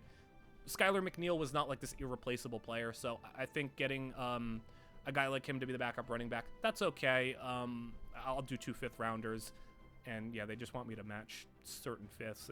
It's what it is. So we get Kendrick House on the team. That's going to be pretty solid pickup for us. Backup running back. which means we still have another slot that I wanted to fill. Now, throughout the offseason, about like every other week, I was looking for a certain receiver, just trying to see things change and offer, because one of the top receivers in the league, one of my favorite players that I didn't get my hands on in the draft, I really wanted to try to trade for him. He's one of the best receivers in the league, and every single week I kept mixing and matching things around before the draft, after the draft, during the, like, everything. I just kept looking for him, and I went to go look for him in the preseason, and he wasn't here, and I was really confused because I was looking, and he's like a 94 overall, 93 overall. He was like really high overall. I'm like, where did he go? And I was like, okay, well, if he's not here, I don't know what he's doing. I don't know what happened. Maybe he's hurt. Maybe he's not popping up. I don't know. I looked through some other receivers. I don't really know if I loved a lot of the other options here, but Reggie Braxton was somebody I was interested in a couple of years ago, a former teammate of Chad Gunn at Texas Tech, and pretty good potential. I mean, they haven't really utilized them much. 99 route running sounds absolutely incredible, but even then, Reggie Braxton wasn't the guy I was looking at. This one would be a little bit more of a, you know, throw out some future assets, hoping you can develop him into how good he could be. But man, something crazy did end up happening here. So the price for Braxton was just too high. I backed out, and I'm like, man, did I skip over him? Where did he go? I go back to all. I go back to see all the receivers. I'm like, man, he's like a 90-something overall. Where is he? He's not here. I'm like, okay, what's going on? Let me go to his team. Maybe I'm just blind. Maybe I am missing him because he's not here with the 90 overalls. He's not here. Maybe he regressed for some reason. He didn't. I go to the Texans. He's a 77 overall. And I'm confused because Joker Davis, I have, you know, been trying to trade for him. He's an amazing player. Look at his stats. He's so good, so cool. #1 overall pick, been rotting away in Houston because the Texans have been bad every single year. And I'm like, well, why is he a 77 overall? The trades were just not popping up, and now they're willing to trade him to me for nothing. I was just so confused. I'm so confused right now, and I'm like, okay, for some reason he's getting offered nothing, and yeah, I'll do that. I mean, I literally just traded with the Texans, Kendrick House for 2 5ths. They're asking for a 5th and a 6th for him, and then we got it, and they accepted, and everything is okay. I'm confused because I'm going to show you something here that doesn't make sense to me. So it says he has 77 overall with 78 potential. But you just seen his stats, you just seen his production, you just seen everything. This is not a 77 overall. He was like a 90-something overall. And I even have clips of me trying to get him earlier in the video. You can look at the top right. Look at the date. We're in, you know, the 7th month of the year in training camps, looking through. But you can see here, this was 3 months previously. I was looking for him. I wanted to trade for him. He's a 93 overall here. I was looking for him, and I'm like, okay, they don't want anything. And I was willing to throw like a 1st-round pick at him. And I had other, you know, instances where I tried to trade for him. And then I advance a couple of days, and he's back to a 93. You can't like edit overall in this game. It's not like I'm like cheesing the game or something. Like, I can't edit his overall. I can't do anything here. It's not like I can affect this. And the only logical explanation I have is because we've seen stuff like where players will try to force their way off the team. And there was a point where the reason I wanted to go get Joker Davis from the beginning was I think he like demanded a trade. I don't have the clip of that. It was like on the little ticker at the bottom. Because if you remember a couple of years ago, Calais Campbell demanded a trade. Then they were asking for too high of a price, couldn't get a trade done. Then Calais Campbell demanded to be released. They cut him. That's how we got Calais Campbell. The only explanation I have is like Joker Davis, like they just refused to trade him, and they refused, and they just kept refusing, and then I guess he like, did he James Harden his way out of here? I don't know what's going on, because he was a 77 overall, tanked his value. I don't know, maybe he showed up to camp out of shape or something, and then just forced his way off of Houston, and we got him for nothing. We got him for nothing. We got him for free. I am confused. I don't understand, but we just got like my dream receiver for free. We got like, Like, genuinely, I think he, like, James Hardened his way off the team. Like, because literally as soon as he got to our team, back up to a 93 overall. It doesn't make sense. I've not really seen that happen before. So, yeah, cool. And then how about this? Remember Philip Okafor last year was a first-round draft pick at running back. Okafor the Great. Remember Okafor the Great? Well, he was just sitting in free agency because he's, I guess, not so great. He's a 68 overall. I thought, I have an extra $1 million laying around. Why not just take a flyer? I was confused. I mean, 68 overall is really low, but he's got 89 potential. He's, like, actually pretty solid. I guess the team that drafted him didn't want to be patient with him, but look, he can have 99 trucking. He can have 93 awareness, 85 carrying, that's not great, but like 90 ball carrier vision, 98 stiff arm. He'd be really good. He never played. I don't know what's going on. Like, this is an entire episode that has left me just bewildered, confused, speechless, from a comeback to the Raiders playoff run to Joker Davis now forcing his way off the team, team cutting their first round running back and just letting me snatch him up. Looking at the draft class, CJ Brackman on the risk that I took getting him in the second round. Again, I didn't trade a lot for him, but risk did not pay off. 82 potential, so unfortunate. Again, like I said, he could at least be a number 4 corner for us. That's like, you know, that's worst case scenario. It is what it is. He just doesn't have the play rec and awareness. That's just, it is what it is. You know, you take risk, but I think we've made out okay in this video because, well, maybe not in this video because of that whole Lions game, but this offseason, I think we've made out okay. Javon Ginyard, I moved him to outside linebacker just because I needed some depth there. Looks pretty good for a number 2 guy. Can play some number 2 middle linebacker for us. Can be a guy if somebody gets injured. Amazing coverage. Like, literally 95, 92 in coverage. Literally, like, special coverage player. That's all he can do, but that's fine by me. Kevin Snow. How about an undrafted linebacker? The reason I moved Ginyard is because Kevin Snow, as an undrafted linebacker, is an 80 overall day 1 and has good play rec, good abilities. I mean, not a crazy coverage player, but he looks pretty good and he can rush the passer. Like, Kevin Snow looks awesome. So, great find there. Then we got one of, like, our, I think it was 6th or 7th round pick, Andrew Reed, 85 potential. That's pretty solid for a backup. Like, a lot of these linebackers, like, I mean, considering we got Thomas Howard back, we still got Michael Poe. We drafted Nate Barber in the first round, and then Snow, Reed, and Ginyard all as backups. That's really good, because Nate Barber, I said if I changed his archetype, I changed it to coverage, 89 potential, which is a lot more tolerable for a first-round pick. Now, block shit isn't going to be crazy. You don't expect that, but play rec and awareness, good stuff. Speed, 90, 91 excel, good stuff. Coverage, I mean, not as good as, like, Ginyard, but 86, 84, we take that. Learning, 92, we take that. And then, randomly, how about a 93 potential quarterback in the 4th round? 96 throw power with a max of 96 accuracy. To put that into perspective, he has higher potential than Chad Gunn. Like, so, you know, you put everything together, he could be better than Chad Gunn. Like, look at this. Like, this is crazy. I mean, obviously we're not gonna, you know, make a move here, but, I mean, he's got a higher potential than Chad Gunn. And Gunn's accuracy is at his max, I'm pretty sure, at 93.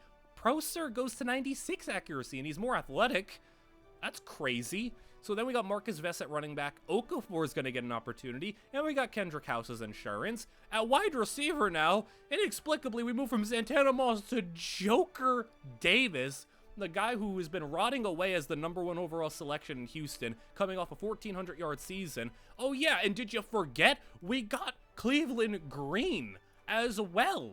Like, I said I'm going to be using Cleveland Green in some, you know, wide receiver stuff. So I wanted to see how much I can really test it. So I can make Cleveland Green my number 4 wide receiver. So in 4 wide sets, he'll be there, and then he'll be the starting tight end. And then Chad Fitzgerald being able to step out as a number 2 tight end is really impressive. So and we kept Cliff Kennedy too. This offense just got better.